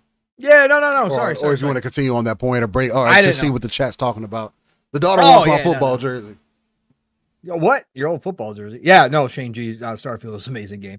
A lot of people are going to love it for sure. And I do think, like I said, they're going to do a major overhaul. I think that's what they're going for. That's why it's been a while since we've heard of any updates. And we haven't heard anything about the next DLC because I think they are overhauling the systems on that game to obviously make some changes that a lot of the community felt would be good changes. And I think that's what's going to happen here. And we'll kind of see like a relaunch of Starfield in a way. But it's going to be a massive hit on PlayStation for sure. What does an overhaul of Starfield look like? Well, I think a lot of it is going to be the game system wise, right? There was a lot of complaints about some of the systems within the game. There could be some updates to some of the combat scenarios, some of the missions. They could certainly be doing some work on some of the ways the planets are generated, and maybe adding some more things to that content when you do land on a planet. I think that they could be going for a bigger expansion this time around as well. I think they might cut down the planets. No, I don't. It take away from what they originally gave. Again, you have a choice to land on them or don't. Right, you have a choice, Steele. So I mean, again, I don't think they'll touch it. Maybe you're right, but I don't think they'll touch it. Lessen down the amount. Focus on I could see them. I could see them expanding shipbuilding further because of how popular shipbuilding was. Yeah, no, shipbuilding was magnificent. It's a game. It's a game unto itself once you get into it. Yeah. I think they could be overhauling the base building for sure and expanding the base building. Since it looked deep, but anybody that I watched that got into it said it was limited to what you could do. I think they could really expand out the base building because that really had a lot of potential as well. So I think there's a lot of things they could do to Starfield. I do. Yeah, we'll see. So we'll see how that turns out. Pong, I mean, what else? We got Lost. I put Lost Soul Aside on the thumbnail as well. Again, as an action game. I know we talked about it in passing, but they did do like a 10-minute from China kind of breakdown or whatever the case. I couldn't get any real details on it other than them showing off the combat mechanics and everything a little bit more. Game's looking good. Oh, Lost Soul Aside. Lost Soul Aside. The game is looking good. Again, it is. I feel off about it though, somewhat. Just looking at how the characters are engaging and whatnot. It looks like the characters are kind of flat. So again, this is a game that's been in 10 years in development at this point. I don't know how long that's been active or whatever, but I know this game was teased almost a decade ago at this point. So, I mean, we'll see how it ends up turning out. It does release next month. It is more of that action-oriented ilk that you would look for upon. It is that style of game. Does look like you can have fun button mashing or learn the combos and everything. It does seem to be more of a Devil May Cry light, Bayonetta light, in those ways. But we'll see when the game actually ends up coming out. It looks like it could be some fun. Doesn't look as good as far as like if you compare like a Ninja Gaiden 4. It doesn't look like that refined. Not at all. Not ever remotely close. I'm trying to think if there's another game. I may be somewhat desensitized as well because of games like Wuthering Waves or other heavy action, or Where Winds Meet as well. Other heavy action oriented games have kind of maybe elevated my expectations. Shit, even Devil May Cry 5, when you see that type of ilk, it's kind of, it gives you a lens that can kind of jade your perspective on other titles. So, but I mean, other than that, I mean, the game looks like it's okay though. I mean, for the most part, just a little flat. Yeah, I know. A little flat wise, character wise. I don't know if you've seen Steel, but you probably haven't. But there's new Phantom Blade Zero gameplay dropping. It looks phenomenal. It looks ridiculous. Dropping? Yeah, it's been dropping it's been dropping. Oh, so there's two Gamatsu's got 22 minutes of S Party 2025 gameplay. But yeah, it's there's 22 minutes of gameplay and it's looking like really good, bro. Like really good. The animation is dope. Yeah, Phantom Blade Zero looks like Phantom Blade Zero does look good as well. I would say the thing about Phantom Blade Zero is I do think it's going to be like Ninja Gaiden. It's going to be difficult for sure. Mm-hmm. Yeah. But yeah, no, it's definitely a good looking game. It's another game that's coming to PC and it's going to be on PlayStation and PC. So yep, part of the China project. I think it's supposed to be coming out this year, but I'm not completely sure. I'm pretty sure. Did they confirm that was this year? I'm pretty sure they did. Maybe I could pop that up on screen for you guys real quick. You guys just want to kind of get a glimpse of it. Yeah, no, the animations. It's just like the fall. Fall 2026. Oh, 2026. So it's even further out. So they got plenty of time. Yeah. Yep. Yeah, that was the animations news. And everything. The official release date for Phantom Blade Zero is planned for fall of 2026, with a more specific launch date expected to be revealed in 2025. So they're supposed to give us an actual date this year, but it's not going to be till 2026. Yeah, so that's definitely interesting. Nixie does throw in there. He says, "Why all the outrage about No Risk for the Wicked not being on Xbox? The marketing told me everything is the Xbox, so nothing is missed." I don't know if that's something that you wanted to get into a little bit there, Paul. I know Thomas Miller came out there again. I do find it kind of convenient of how he kind of goes about things, but essentially he went out there and says that, hey, we're looking to release on PlayStation, but can't release on Xbox because it's just not viable for us right now, essentially. Super simplifying it down. But was there anything that you wanted to kind of touch on as far as that goes? I mean, this is Moon Studios. Yeah, Thomas Mahler is an interesting character. I think he makes some very valid points on the industry. I think he obviously speaks his mind, which lots of devs are afraid to do. This back and forth with Xbox between Thomas and Moon Studios and Xbox has been going on for a long time, since after the first Ori. And you can go back, you can look through. People have documented a lot of the time frames. I personally, now again, don't have proof of any of this, but just reading between the lines, still, I think personally, this up and down relationship that they've had stems a lot from when those allegations were leveled against Moon Studio a while back.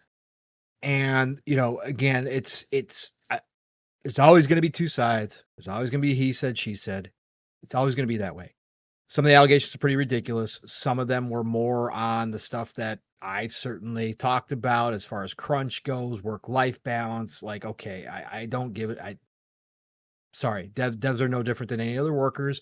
I don't care. Like, get the job done. Anyways, but I think that at that time, Steel, I think that Microsoft and Xbox backed away from them a little bit as far as their relationship goes, because Xbox doesn't want to be a part of any of that stuff. Again, they were approached to buy Gearbox, Microsoft, Xbox was, and they said only if Randy's gone.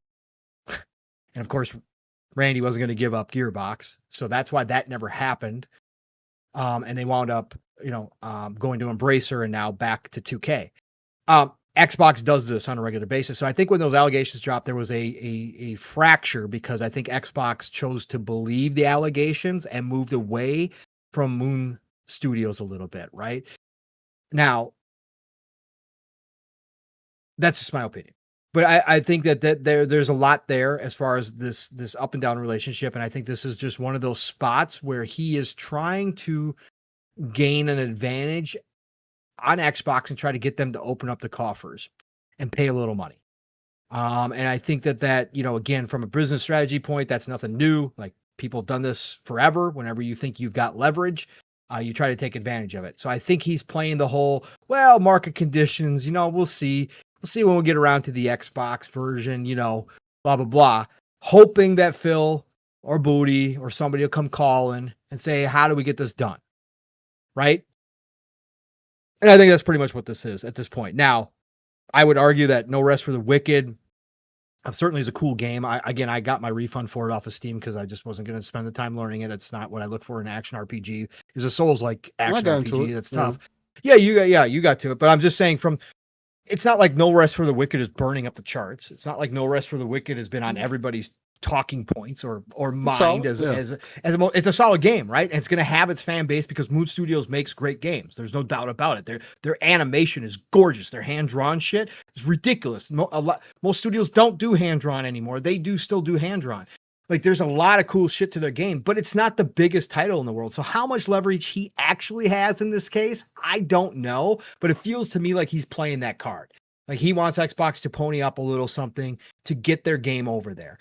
And that's the market condition that he's talking about. Could be completely wrong. I think this is not a big deal. I don't know why people are up in arms. Games have been skipping Xbox for a very long time. Like for one reason. Again, I've talked about the Eastern studios that have, we're on Xbox's side. You're missing so many JRPGs. It's at this point, it's not even funny anymore. You're gonna miss Where Winds Meet. Yeah, right. It's just like, why No Rest for the Wicked? Again, it's not going to be the biggest game of all time, or even close. There's going to be a fan base for sure, and I'm sad for the fans who obviously were looking forward to it because it was advertised as Xbox, right? But this is even Stellar Blade level. Like, this isn't even like that level to me, where Stellar Blade was advertised and then pulled, right? Or Wuchang, right? Last minute, oops, we're not coming now. Like, it's not even on close to those levels for No Rest for the Wicked. I think Thomas Mahler's just flexing a little bit of his ego here to try to get Xbox to pony up. And I don't think it's going to work. And he's going to have to make a business choice of whether or not they get the Xbox version done or if they delay it. I think it eventually will come no matter what. I think eventually he'll put it over here because Moon Studios does have a fan base on Xbox. Ori put Moon Studios on the map, right? And that was Xbox. So I think it'll eventually come. I think people make a bigger deal out of some of these stuff than it actually is anymore. Whatever. Again, if you're a fan, I totally understand. I would feel the same way. But for the rest of the people who are just screaming and yelling, I think it's more just to scream and yell at somebody because how dare you skip Xbox? Okay, come on, man. Come on, bro. Come on. This shit's gonna happen. I mean, that's a business. This isn't a situation where this is not a situation where PlayStation's paying them off. Obviously, Thomas Mahler's out here, flat out telling you that it's their call and they're making the call. So come on. It's the studio's decision. Yeah, it would be easier for me to believe that he's just trying to bait Microsoft, the Xbox, and into looking at doing a deal of some sort than anything. I could more so see that than anything else. And if he doesn't decide to put it on Xbox, then hey, if the fans see that as a slight, then you do with it as is. But yeah, I didn't see the big deal behind it. I'm also not interested in No Rest for the Wicked anymore. And again, I like you were saying, Pong, I don't think that it's even on the list of IP that Xbox needs right now. And maybe people probably feel that way about Wuchang. Who knows? So yeah, there's that. What else you got on your bullets and the things that you would like to get into there, Pong? Because we essentially knocked out the Wuchang stuff. We talked about PlayStation expanding it out. I mean, that's something. The whole multi-platform strategy is going to be something that we're going to continue to talk about, discuss, look at going into the future, no matter what player is involved in that. Because again, especially when you come to the PC side of things, you're getting more access to games than ever before. And other than that, I know I had Sony investing in Bandai Namco thrown in that list. But I didn't think that was too much to really consider. I did want to continue to shout out Morbid Metal. It was a game that was started off with a solo dev. I think he has probably a decent team around him now. It is backed by Ubisoft now. So, hey, he at least has some ducats behind him. He does have a demo that is available. I'm not sure if the demo is available everywhere. I believe that it is. The game is supposed to be coming to PC and console at some point. It's a 3D action beat 'em up roguelike game that I played on stream for you guys. If you're into that, where you could transform into different characters on the fly. Super dope game. So I wanted to continue to shout that out because he's going into early access, I believe, coming up this next month. Yeah, I mean, I didn't have other than Battlefield, and we kind of we kind of talked about that earlier on in our excitement about behind it. But Pong, I mean, what do you have about Battlefield that you want to kind of throw on the table or consider? I know it's supposed to be an $80 game. Yeah, it's supposed to be an $80 game, which again I'm gonna bitch about, but again, like I said, there's gonna be games where I lay down my money while I'm bitching. Like I bought the Ultimate Edition at 2049, right, or 2042. So I whatever. Like Battlefield's gonna be always one of those games. But no, we got to see the campaign trailer this week, Steel. Which I thought was true. You know, the campaign trailer this week was what I expected from Battlefield. If there is one consistent thing over Battlefield's entire life, their advertising and marketing, I don't know if they've had the same people in that group for all these decades. I honestly don't know. Like, that would be a rare feat, obviously, in this industry. But there's got to be something there. Like, there's got to be some person or a couple people who have been there the entire time. Because if there's one thing that they get right every single time, it is showcasing Battlefield. Like, their trailers are second to none, Steel, when it comes to getting the hype levels up. And this trailer was no different when it comes to the campaign mode. Now, they did confirm at the end of this trailer, we talked about it, I think, last week as well, Steel, that we got in the word from Insider Gaming, that they are going to do that 3-day event this week, the 29th through the 31st. The last day, they did confirm July 31st, will be streamed live gameplay from influencers and streamers and all that kind of stuff, just like Call of Duty. That's going to be interesting because we're going to get to see live gameplay, live matches, right? So that's going to be dope. Plus, they're going to have interviews with the devs and all that good stuff. It's going to be a big Call of Duty thing. Plus, they're going to have the official multiplayer trailer for us on the 31st. This was just a campaign. Now, we've gotten word as well that part of the problems internally developing this game was that they did cut down the campaign. The campaign was going to be much bigger, and supposedly it's been cut down, and it's a small campaign. I think some of the numbers I saw was like 4 to 6 hours, something like that. Oh, it's going to be a smaller campaign. Yeah. Again, to your point, Steel, for the most part, most people play Battlefield for the multiplayer. It's always been that way. there is a group of us that have loved all the campaigns. I love Battlefield campaigns. Now, have they necessarily always matched Call of Duty level campaigns? No, they haven't always necessarily matched that, but I think they're really fun just because a lot of the elements of Battlefield comes into their campaigns. Destructibility and stuff back in the day was a big thing. Obviously, Bad Company 2 was on a whole different level. Some of the best first-person campaigns of all time, just from the writing. But anyways, be that as may, this trailer showed off a lot of what we're going to see. Now, none of it was in-game gameplay, right? It was all, whatever, modeled after gameplay, what do they say? But it was it grabbed your attention. And that's all I needed. And they're going to tons of different locales, including Steel. And I think this is really cool. They're going to Brooklyn. So we're going to have Battlefield in the United States, like fighting in the United States, because they show the Brooklyn Bridge getting blown up. Yep. Right. Or a portion of the Brooklyn Bridge. That's going to be dope as hell. Right. Think about that. Think about Brooklyn. Think about the high density buildings. Like, that's going to be cool. I can't wait to get on the ground and start fighting in there. But I thought that the campaign trailer showed extremely well, got me hyped yet again, as it always will. Yes, I'm biased. So just take me for a grain of salt when it comes to anything I talk about Battlefield. I love that franchise, always will. But I thought they did a great job with the campaign. And like I said, there's been more leaks now. Still, we got like a ton of different gameplay, uncut gameplay coming out from the early alpha tests that they were doing. Again, there's stuff in there like the one I was watching. Every time he reload his gun, the clip was not there. Like, he was reloading an invisible clip. Like, so there was stuff you could tell was early build. But just the gameplay Steel shows me that I think, and again, it's just seeing, it's not feeling, but you play enough Battlefield, you get an idea.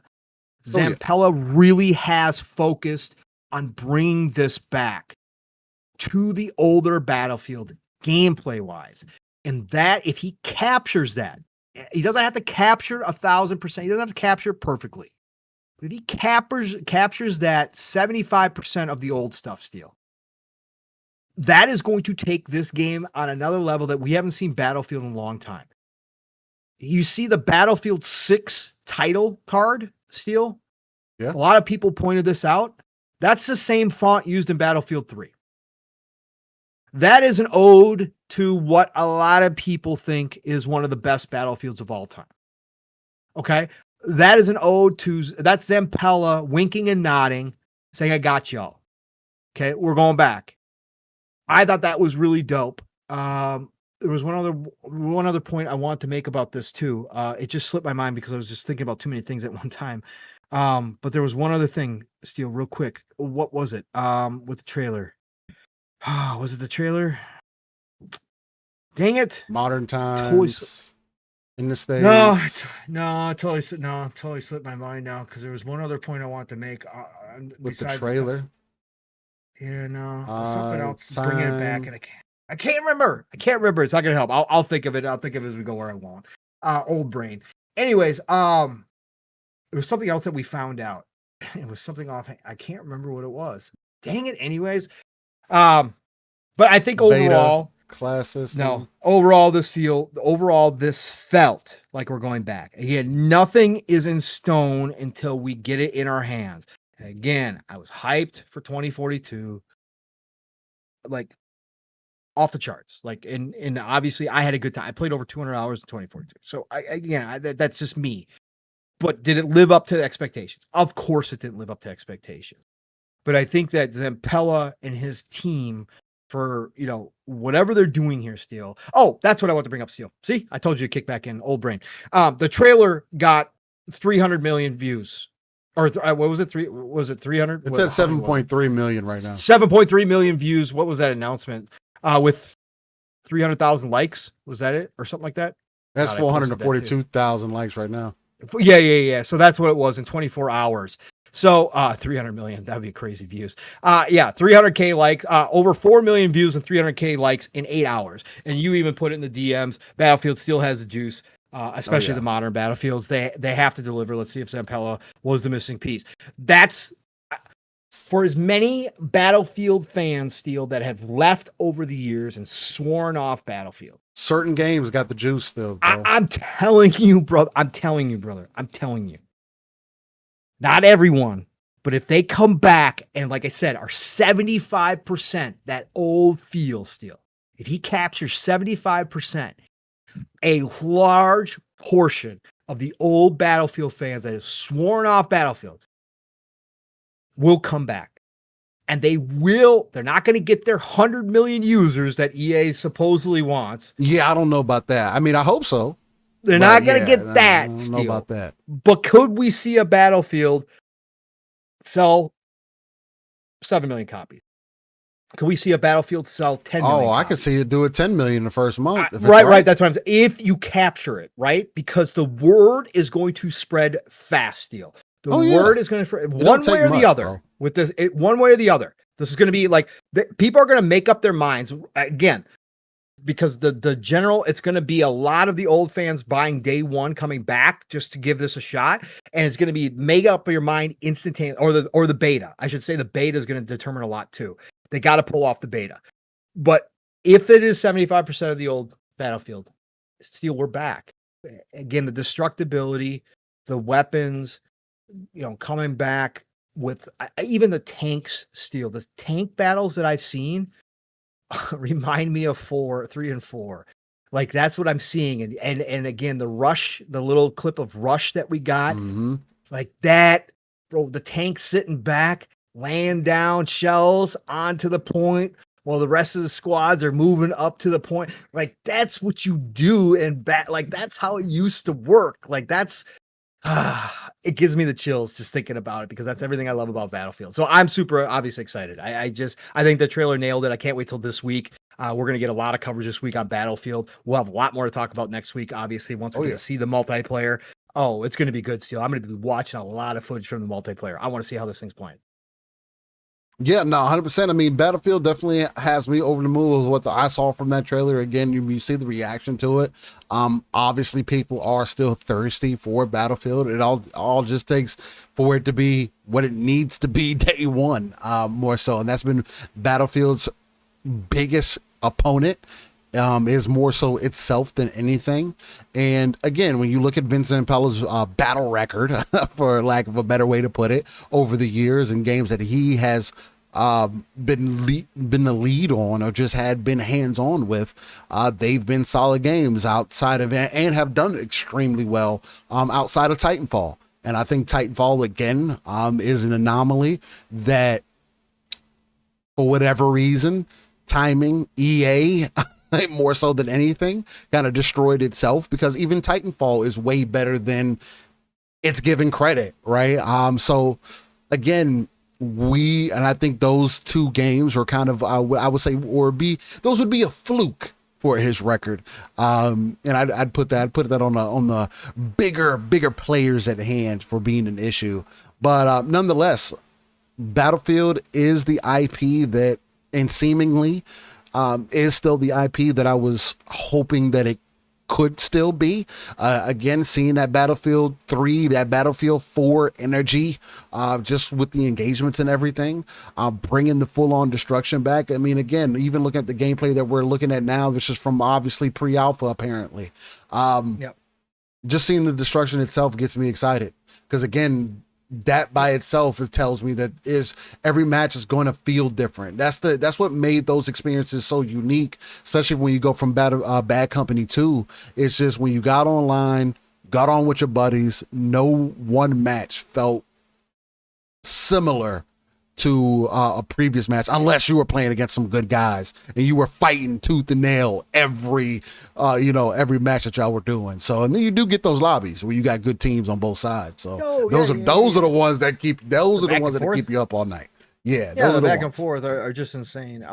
The other thing I'll say is that I've seen a bunch of people online complaining about the graphics and saying they didn't upgrade anything. This looks like old. You got to look at final version. You got to wait for final version. You got to wait for final version. But honestly, Steel, I'll take a little bit of sacrifice of the destruction. I don't. That again, I think Call of Duty final show be that too much emphasis on updating their graphics. And Call of Duty don't look that great either. It has it can be cool. In story, sure, but I'm talking about and I think the story for Battlefield is even going to look pretty fucking phenomenal. Yeah, no. When it comes to multiplayer, Battlefield has always done more multiplayer. I just care about gameplay, but the destruction and that destruction video today with the physics, Like that, even if the physics are crazy and not reasonable, I don't care. If it adds to the game, I don't care. It's cool, bro. If it adds to the chaos, the thing about Battlefield is chaos. It creates this beautiful orchestra, this chaotic orchestra while you're playing in moment-to-moment gameplay. Yes, there are times where you're running halfway across the field, you get sniped, and you start from scratch again. And yes, that does happen in Battlefield. But there are moments still when people are healing, when you're healing people, you're bringing your squad back, and you're fighting for that control point that is absolute chaos. You got tanks rolling in. I love playing. You got jets flying overhead. You got helicopters rolling in, dropping people off. Yo, it gets so insane that there is just no other game, again, period, point blank. I've had a ton of fun playing military type shooters, SOCOMs. So I saw people talking about Soldier of Fortune in the chat. Love to see Soldier of Fortune come back. I have played a ton of military games. To this day, moment to moment gameplay, there will never be a game as of right now that tops Battlefield. It is just something special about it that's never been repeated in any other game. When you do get into those matches still. Again, yes, every multiplayer is going to have bad matches and just bad teams, whatever else. But man, oh man, still, when things are clicking and you got your squad and you, again, the dopamine rush of taking a point and controlling a point and watching the tide turn in the battle and coming from 200 plus tickets down to pull off the victory and knowing it was your squad that was the catalyst, the domino that started that, because you could watch it go across the field. There's just no other dopamine hit like that, brother. There's just none. No, there really is crazy. There really is. Nothing quite feels like Battlefield. It's still unique to this day. I'm just waiting for one to hit like it used to, bro. That's it. It's going to bring so many people back into it. And again, this is a system seller, especially, I mean, again, I think that's the other thing that came out with this news, that it's not going to be on previous gen. Oh yeah, that was a big one too. Yes. Good call. So good call. No previous definitely gen, put that out there. I'm glad, because again, if this one is good, I'm telling y'all, it's going to move numbers. Maybe not like GTA, but bro, being good at Battlefield and being good at Call of Duty is like two different fucking universes. Yes. Yeah, because Battlefield is team based. It's solely team based. I mean, again, snipers are going to do snipers. You still have solo sniper guys that just go off and do their own damn thing. People that pushing all the time, that are like, they're at the top of the leaderboard. They don't understand. They don't understand. Yeah, when you got control of the field and then people push to go get the fourth point, and you're like, why are you pushing to get the fourth point? Hold this. You are weak. Oh God, that's so annoying. But even snipers can be useful too, because you can drop in on them if they're part of your squad. So if they're, even when they're off, sometimes off to the side, you could drop in from a sneaky point and sneak in from behind. There's just Battlefield is so, God, it's just such a great game, man. It's so team based. And like I said, when you got a group of buddies that you're all playing together, it's not like Steel and I and Mav and all of us are like, we're like, yeah, Bravo 9 head to point A. Like you see the fake gameplay videos. It's not like that. We're still having a great time. But when you have that squad and you are communicating and you're like, hey, man, we got to go grab this spot, or we got guys coming in from this side, we got guys rushing, blah, blah, blah. It just works, man. It just works. It's so good. It is so damn good. Ah, man. And I saw some people talking release about too, right? Yeah, October release, and we're going to get the beta in August. I imagine there might be a closed beta for pre-orders. They've done that in the past. They might do that. I'll wind up pre-ordering if that happens, because I'm going to beta the hell out of this thing. But I saw some other people in the chat just saying that the gameplay or the gunplay even looks tight already in this pre-alpha. Yeah, you can tell where they put the focus on the right things, Steel, up front. They were focused on the gunplay from the get-go. You could tell from this gameplay, because the hit detection in this is already better than 2042. It looks way better. It's like, way better. But the gunplay looks great. People are already pulling out all the guns too. It sounds like they're going to have some classic guns come back. It's going to be it, man. It's going to be in October. It's going to be tough. I'm going to have a whole lot of stuff going. My time is going to be extremely limited. But bro, Arc Raiders is that month too? Arc Raiders is that month too, bro. I ain't gonna lie to you. Battlefield would be the go-to, but yeah. That's the one you can get a match in. And this is the first time Kitty's ever appeared on Living Split Screen. I didn't even see that. No, I think it's been a couple times. Oh, really? In passing. Okay. In passing. Okay. He's being playful right now. Yeah. She's so cute. Ghost says that does the shrapnel from buildings blow up, falling on players and do damage? I would imagine so. That's what I'm interested to see. If somebody knocks down a building and the parts of the building land on you and hurt you, that would be cool. We'll see. We'll see. Lord Master Jasper says, send in the Jasper to clean the room. That's how we talk in the squad. I don't think so, Jasper. You got a very interesting experience there. Jasper, you do that on your own. You and Steel are our clears, obviously. So, but yeah. We're just trying to do whatever we can to help the team out. I get it. I gotta get my tank commander on again. I can't fly worth a shit. Never been able to fly. I used to be good at it. Shit. Yeah. I had my kiddo fly us because my kiddo was a expert helicopter pilot. But man, tank commander, I can tank. Let's roll out, bro. I'll roll out anytime, man. I love tanking. It's so much fun. Yeah, especially when you got a good gunner and stuff, and you got a good engineer with you.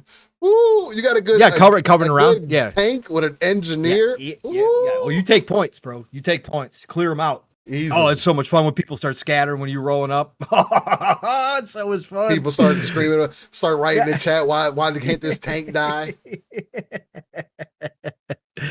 Oh, it looks like too with some of these cities that they're going to have too. It's going to bring back mining. I used to be a big miner too, down the main choke points. So when tanks rolled down, bro, I would be off like 15 minutes after I laid mines, and all of a sudden I get a 3-person kill because a tank rolled over some of my mines down one of the choke points. I loved mining too. It was so much fun. Oh man, so good times. Yeah, I got faith. Seal. Zempel. No, I got big faith too, man. So, yeah, I mean, again, additionally, I don't have anything on my list of things to add on. Do you have anything else that you wanted to put on the back end? Do this day in gaming or what?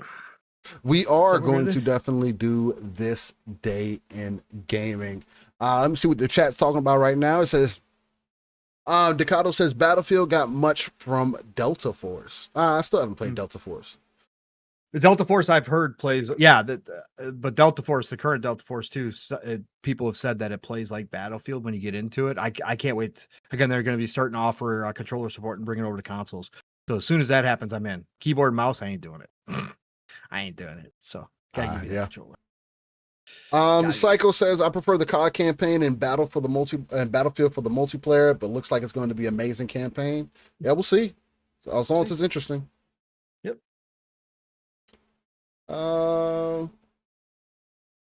Nixie says it's weird that after the trailer drop, all the leaks were uploaded from an old May Alpha build. Yeah, you know, people, because it's kind of like gives probably some people the kind of the green light to share old content. Because again, if this is alpha, you can only imagine that anything else that we see moving forward can only be better. Right. Oh, and we're going to see July 31st. We're going to see it. We're going to see it live. We're going to see what it looks like now in current build. Right. And I'm sure they're showing it off in their best light right now, Steel, right? Headed into the beta. So, yeah, I can't wait to freaking see what it looks like.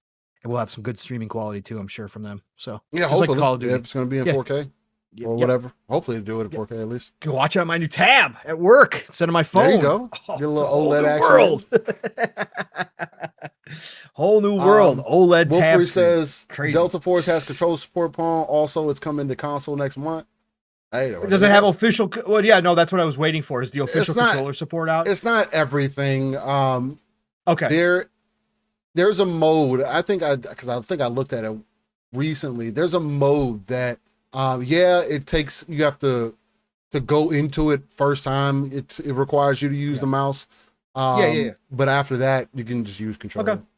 Yeah, no, that's all I was waiting for. And again, I was waiting for the console drop. So I'm going to be playing because I want to play the campaign. So I actually will pay for the campaign. I want to play the campaign. So yeah, Black Hawk Down. You're kidding me, right? Come on, let's go. Yeah, I'd be more interested in the multiplayer. But I mean, that's if people are playing it. I mean, again, seeing Battlefield, it's kind of like, damn, I'd rather just have Battlefield. Like, anyway. All right. Well, I guess if there's nothing else on the list there, I guess it is time for us to get into our This Day in Gaming segment. Decado says 4-player co-op, isn't it? Is Delta Yes. Force 4-player co-op? Yes. Is it? Yes. Ooh. Yes. Okay, I forgot it was co-op. That might be some fun actually. Oh no, this thing in gaming. Oh God, we got boxes everywhere. What's going on here? Ding ding dong. Hold on, let me fix this here for you guys. This guy's all looking crazy all over the place. Got Pawn doubled up here and myself. Hopefully things on the back end for this stuff is fixed for the most part. Moving on. But I ask that to be the case every time, but it doesn't always end up being that time. So that's how the cookie crumbles. Chat, let me know if there's anything else for y'all that y'all want to kind of jump into, any other gaming discussions that you guys got in your mind. Any questions about Wuchang as well? If you guys got questions about that, let me know so I can definitely answer those as I get this day in gaming set up for you guys.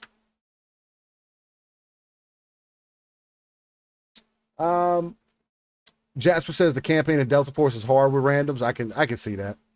Oh yeah, I'm sure it takes, it's going to be more of a, I'm not going to say sim, but I'm just going to say it's going to take more teamwork. It's kind of like playing Ready or Not, right? Yeah, kind of. But if you know how you would have to approach that. Yeah, it's based on Black Hawk Down. So it's clearing things and all that kind of stuff. So you do, and I've heard the AI can be pretty deadly. So again, it's all hearsay.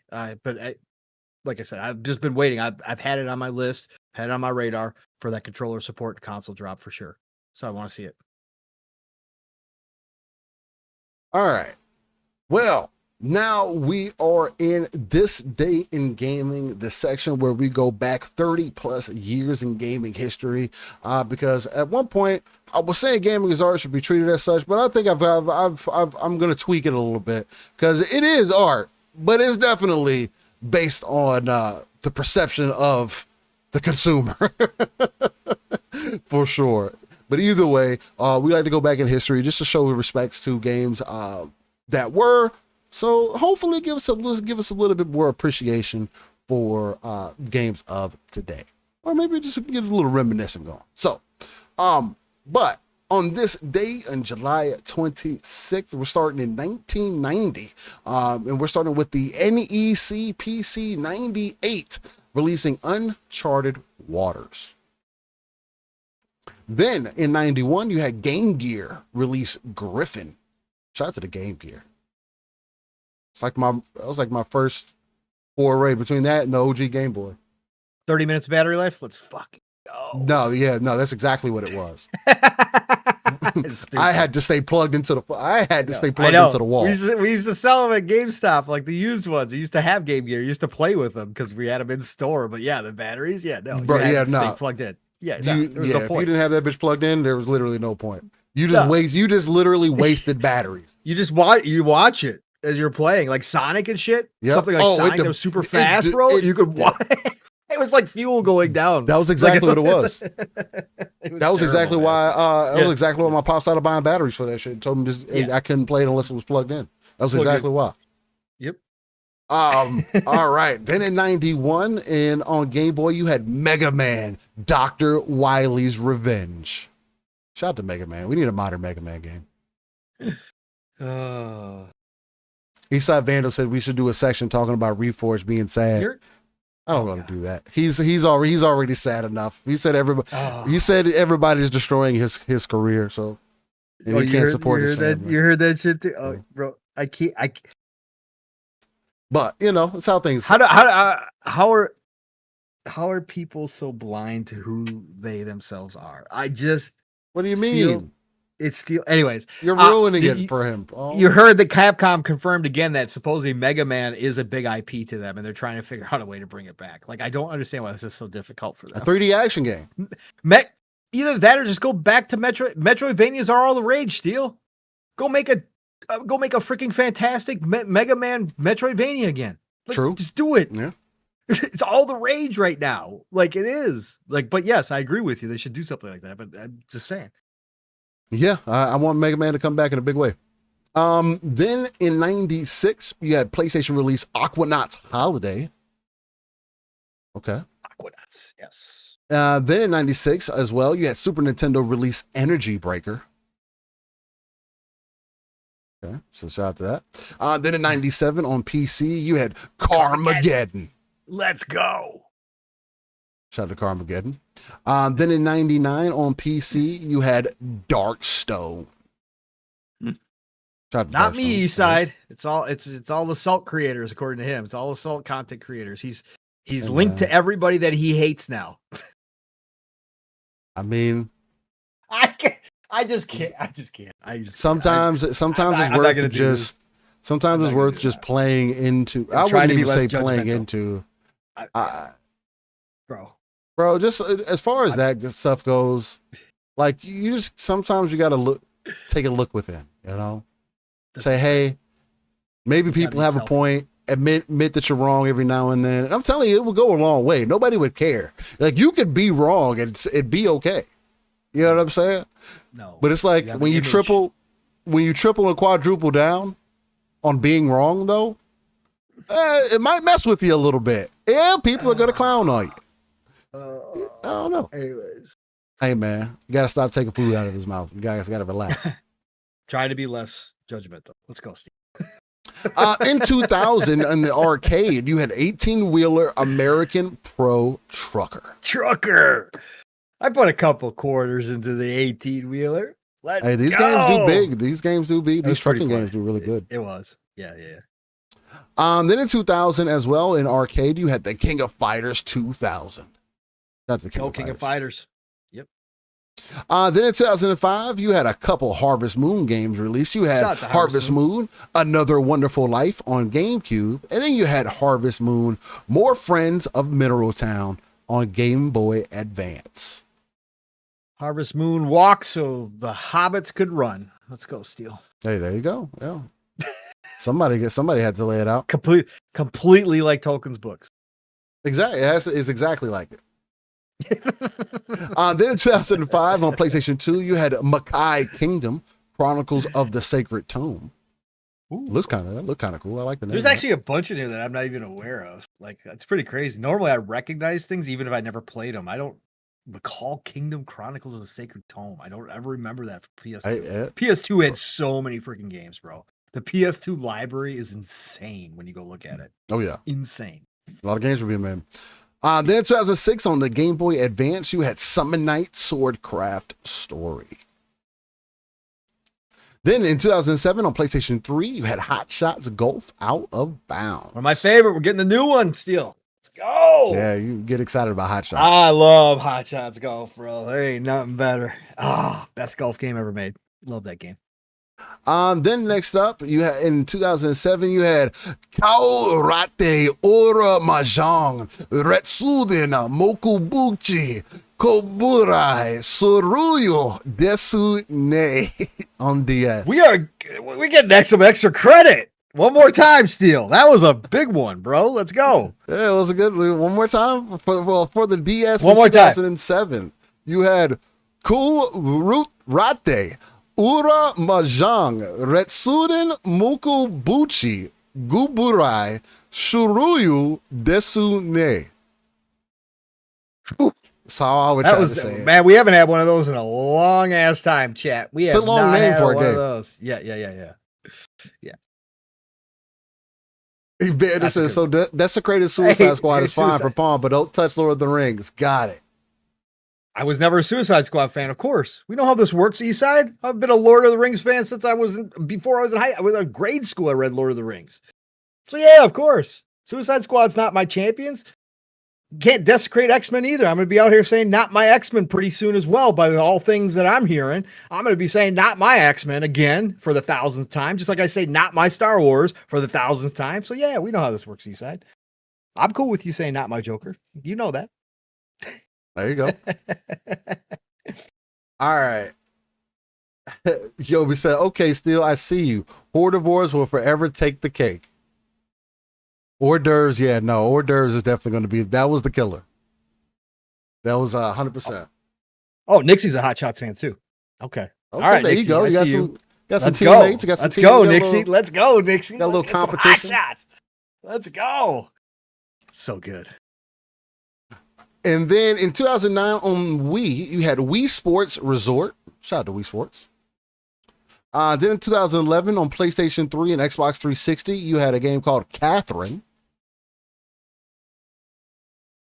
Then in 2012 on PSP, you had Danganronpa 2, Goodbye Despair. Good. So good. Go play if you haven't.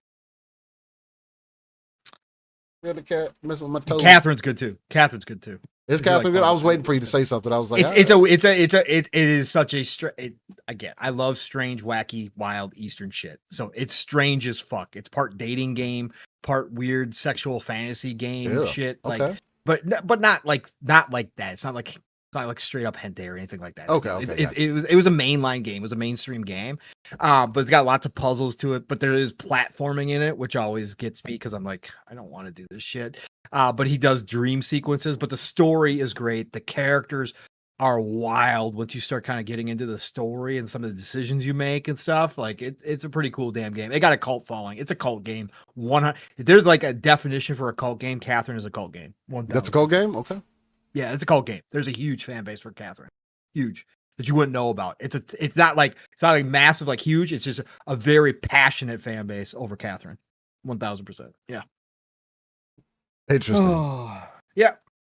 Nothing specific. Nothing specific, by the way. Did Ghost Wolf ask me? Oh no, Bold Alpha did. Nothing specific yet. Bold Alpha. There's just been whispers X-Men. About what they're gonna do with X-Men. And there's just whispers. I'm not gonna hold my breath because nothing that they do nowadays interests me. But I will wait to see what it finally is going to look like. But the whispers right now, not sounding great. But we know for a fact, just like in the game industry, whispers don't always come true in the movie industry. There's a lot of speculation in movies as well. So we will find out what they actually do with it. But yeah, we'll see. We'll see. Yeah, we shall see. All right, what else we got on here? Then in 2012 on the PSP, you had The Legend of Nayuta Boundless Trails. Yes, that's one way to describe it, Takato. I'm out.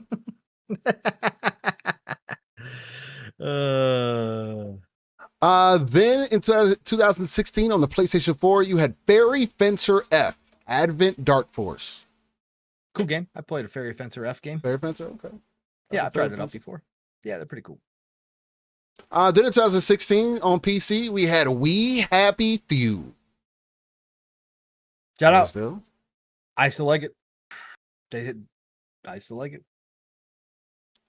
Then in 2018 on Mac, Nintendo, PC, PlayStation 4, and Xbox One, you have the Banner Saga 3. Freaking tastic series trilogy. Banner Saga. If you like turn-based tactics, this is from the Stoic, the studio behind Towerborn. But this is what put them on the map. If you like turn-based tactics, I will always recommend the Banner Saga. All three. Hand-drawn animations in combat when your character's going to. It looks like you're watching a cartoon, basically. Steel. It looks like an old 80s cartoon. Oh, really? That's what it looks like. Yeah. It's super dope. Okay. Nice. Super dope. Yep. Great story too. Great story. Then in 2019 on Nintendo Switch, you had Fire Emblem 3 Houses, which apparently I thought I saw a rumor or something that there's another one of those in development for Switch 2. Fire Emblem's so huge. That and Xenoblade are the two that I want to play on Nintendo that are locked. So those are the only two. Really. There's a couple. Then in 2019 on Nintendo Switch, PC, PlayStation 4, and Xbox One, you had Wolfenstein Youngblood. Speaking of, Steel, did you mention in all topic section that Wolfenstein is getting a TV show? No, I did not mention that. Okay. Yeah, we did get word, everybody, Wolfenstein fans, that Amazon and Xbox are partnering up again to do Wolfenstein.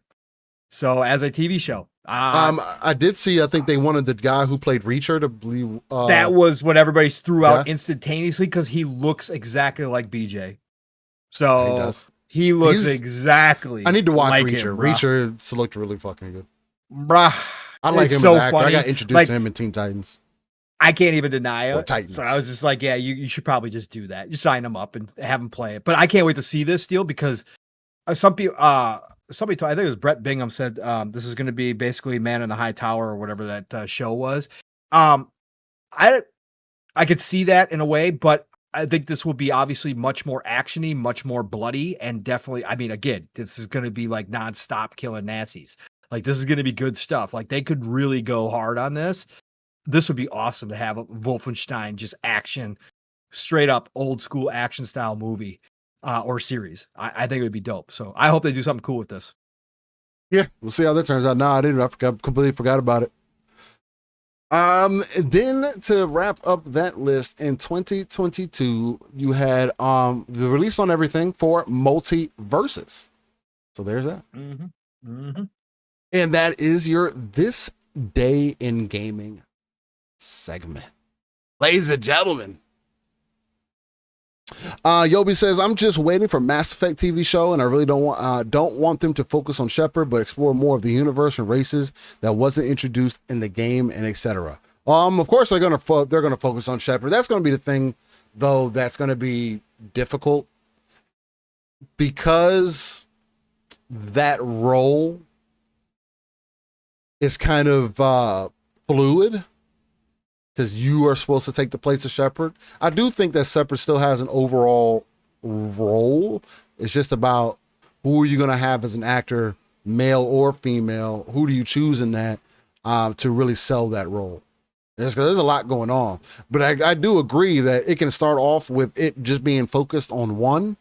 Like I would say, go all the way through Mass Effect 1 to set the stage for everything and then branch out from there. Because after Mass Effect 1, things get interesting. So you can kind of like, I won't do any spoilers for that one, although the game's older and it's on sale. But it's worth it enough. I can't leak it to you guys. You guys got to play it. But by the time you get to the end of Mass Effect 1, I think there would be a good reason to like explore other options and then pick back up, starting with the second game and then the events and all that. I think that would be super dope. But Yobi says, I saw what's his name, the dude who played Geralt in Superman, Henry Cavill as Shepard. There we go. He could play everything. There you go. Maybe. I think he could do it. Just him being a gamer overall, I think he would at least understand. And I think he has a genuine enough interest in things as well. If he doesn't know about Mass Effect, which again, him knowing about Warhammer, I'm pretty sure he's probably heard about. But nonetheless. Yobi says he was reading a paper and it was blurred out of the paper that was a Mass Effect script. Yeah, we'll see. If that's what's true. Ron says, I would like a South of Midnight anime. A South of Midnight show would do good, at least for a season or two. Especially if you like kind of expanded it out. There's a lot more detail and things you can get into in there as well to make it interesting. I liked fucking South of Midnight. It was a good game. No, I know Cavill for sure is supposed to be doing a Warhammer 40K show. I don't know how that's going though. But yeah, we should make Pedro Pascal Shepard. There you go. He can just do every role from now on. He'll be James Bond. He's finally getting called out. I think his end run is near. I'm so happy. That dude needs to go away forever and never show back up in Hollywood again. What are the hold down for a second? Yeah. If that doesn't show you the state of Hollywood when Pedro Pascal is your leading man basically in every single freaking movie. I'm sorry. I don't know what else to say. Sorry. Don't know the guy personally, but my God, is he a creep. So anyways, that's my Pedro Pascal rant. No more Pedro Pascal. Let's see. Yeah, Psychonauts The Expanse is a good show to watch if you're a Mass Effect fan or any sci-fi fan, really. The Expanse is fantastic. Oh, Legendary Yobi. Yo, dude, the dude's a creep. Okay. He's straight up. Again, he is the epitome of the state of Hollywood right now in a lot of ways. Like flat out. This whole anxiety thing, I need to be touched by women thing or touch women. Like, bro, I'm sorry, bro. And the dude is, I've seen some of his movies, so don't get me wrong. Like, he can be a good actor. I'm not saying he's not a good actor, but is he a great actor? Is he an actor that should be up for every single role like he has been over the past 3 to 5 years? Pedro? No. Yeah. What? No, yeah. He's the best one. No, he's the greatest actor of all time. He knocks every role out of the park. That's the way it's treated. He's a great Joel. He's a great Joel. Sure. Perfect casting. He's a perfect cast for everything. No, East Side. There is definitely some videos that show that's not the case. So, but anyways, again, I'm not here to whatever. You guys enjoy Pedro Pascal. I just think his run should be done, and he should not be getting every single role. So that's all. He's the only actor, exactly, Tim the Sorcerer. Oh shit, man! I can't wait. I just love it. I just love where everything has finally gone. Yeah, he's the go to the industry, guys. There's nobody go to the. Just a good male role, other than Pedro. Yeah, if it's not Pedro, I mean, what are we talking about? But yeah, Ghost Wolf: The Expanse was great. A lot of people need to see. I still haven't watched. If you did not watch The Expanse, it's freaking fantastic. Yeah. All right. Well, ladies and gentlemen, I want to thank you guys for rocking with us, getting it in on this wonderful Saturday morning into the afternoon, getting it live, raw and uncut in this golden age of gaming. Not only that, rocking with Living Split Screen, man, doing a little bit different from most places, non-console centric. So we talk about everything. Hopefully we had a good variety of conversation today. I think we had plenty of energy in there as well. Talking about the things that are happening week to week. And number one thing, man, keep on the lookout for more content coming to the channel. Again, I took some more vids, capped some more shorts, I guess I should say, today as well. Did get my Stream Deck working, although I'm having power issues with USBs, although I got a big enough power supply, all that, whatever the case. I got to figure out what's going on with that stuff. But more stuff going to be uploaded, so stay on the lookout for that. Like it if you would, if you can. Helps with the algorithm and whatnot. More gameplay coming as well, because again, I'm trying to keep stuff off of my own hard drive, although I do like recording gameplay. So I've kind of just started putting it out there episodic. So whether you look at it on Living Split Screen, it's going to be in its own playlist. For an example, Wuchang, I have like 6, it's going to be 6 episodes up so far. It's essentially like kind of a let's play series. I've just haven't debated what to really call it. I'm not really doing any talking or anything during it. That's something else that I'm playing with. But if anything, it helps me at least give gameplay that I would like to be recorded, or if I'm just having a good time playing whatever game, and give you guys an experience. I don't know, that's kind of the idea behind it. So stay on the lookout for more of that. Gonna get scheduled out.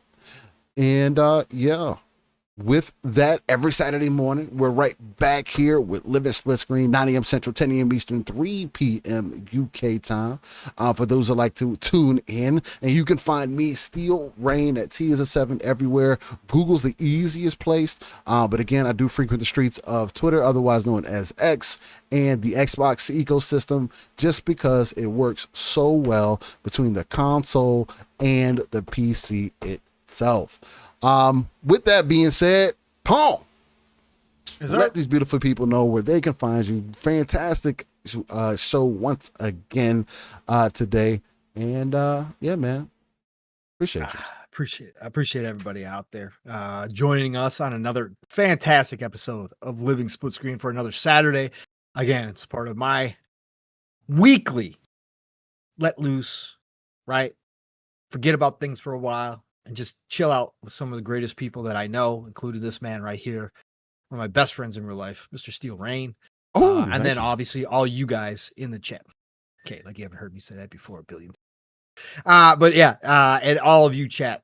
Again, I love you all. Again, whether we agree or disagree, we just come here and have a good time. That's what we always wanted about this show, and I love you all for it. And you get to listen to an old man rant sometimes about current day stuff. It's who I am. So it's only going to get worse. So if I'm around for the next, 25 years doing podcasting, it's just going to get worse for y'all. So, but I thank you all for coming by and hanging out with us. And enjoying this hobby like we do, man. So listen, y'all, you know how to find me, Pong Soul, everywhere. Follow me, I'll follow you back. Again, I'm not as active as I once was, but I still will watch for your follow, and I'll hit you back up again. And then obviously, you know how it rolls. Next week, or actually tomorrow, because the Shop Podcast is back. And tomorrow we didn't get enough. Good call. We did not get enough. I totally forgot until I just mentioned this, but the Shop Podcast tomorrow night, PTK Blam's channel. We are back. Blam, Fuzzy, myself, tomorrow, 5 p.m. Eastern. Did I do this wrong again? 6 p.m. Eastern, 5 o'clock Central Time. Shop Podcast tomorrow. And this dude right here is going to be back with us. So we're going to have Steel Rain on as a guest tomorrow. So a little extra living split screen. You know how we always have a good time with PTK on Sunday Night and Fuzzy. So it's going to be a good show. So drop by the Shop Podcast. And then next week, obviously my day starts on Thursday. My week starts on Thursdays. And then it is over on the XPM and the PM FSP Ultimate Mavcast Thursday night special. I don't know. The name changes every time Mav says it. So we're just going to go with this long ass shit. So Thursday night, 8 p.m. Eastern, 7 o'clock Central Time. We kind of do the PM thing, but the family's invited. Like Fuzzy was back with us, brought tidbits with him. So, you know, again, it's just going to depend who's around, who wants to jump in. Otherwise, it'll be Mav and I, no matter what, on Thursday nights. He takes the lead chair back because it's his one show of the week. But we are still doing Thursday night. So again, Thursday night, Fun Speculation Channel, 8 p.m. Eastern, 7 o'clock Central Time. And then, of course, next week, God willing, right back with this man right here for another episode of Living Split Screen on Saturday morning. Listen, y'all, it's golden age of gaming. Whatever you got going on, please enjoy some gaming. There's tons of it. Even if it's weird stuff like me, like Redfall and Back for Blood in 2025. Who cares? Go play. Rocket. I don't care if it's something old. If you're playing some retro Amiga stuff, cool. Go do it. Don't care. Have a good time. Play what you love. Love what you play. Have a great rest of your weekend, a great start to your week, and I'll talk to you all real soon. Thank you, everybody. Steel, get us out of here, brother. Ladies and gentlemen, boys and girls. Oh, and I wanted to say the 24-hour peak you asked about Wuchang earlier was 39,000, and for Wuchang it was 102,000. No, all-time peak was 2 million. That it was that was the all-time 24-hour peak. Yeah, gotcha. Yeah. It was 2.8. It said all-time peak 11 months ago. Remember China, everybody jumped on. Remember, it was China. Like, that's why I was wondering if, because it wasn't, the way they said it wasn't just like, 2025. It was like all time. It beat all Souls-like games outside of From Software. Yeah. And that's when I was like, well, okay, but Wuchang. So I think that would add credence to what you were saying. Yeah. So whatever. But anyway, all right, y'all be safe out there, and we will catch you on the next one. Much love. Y'all be safe. Peace. Just one question. What if you miss?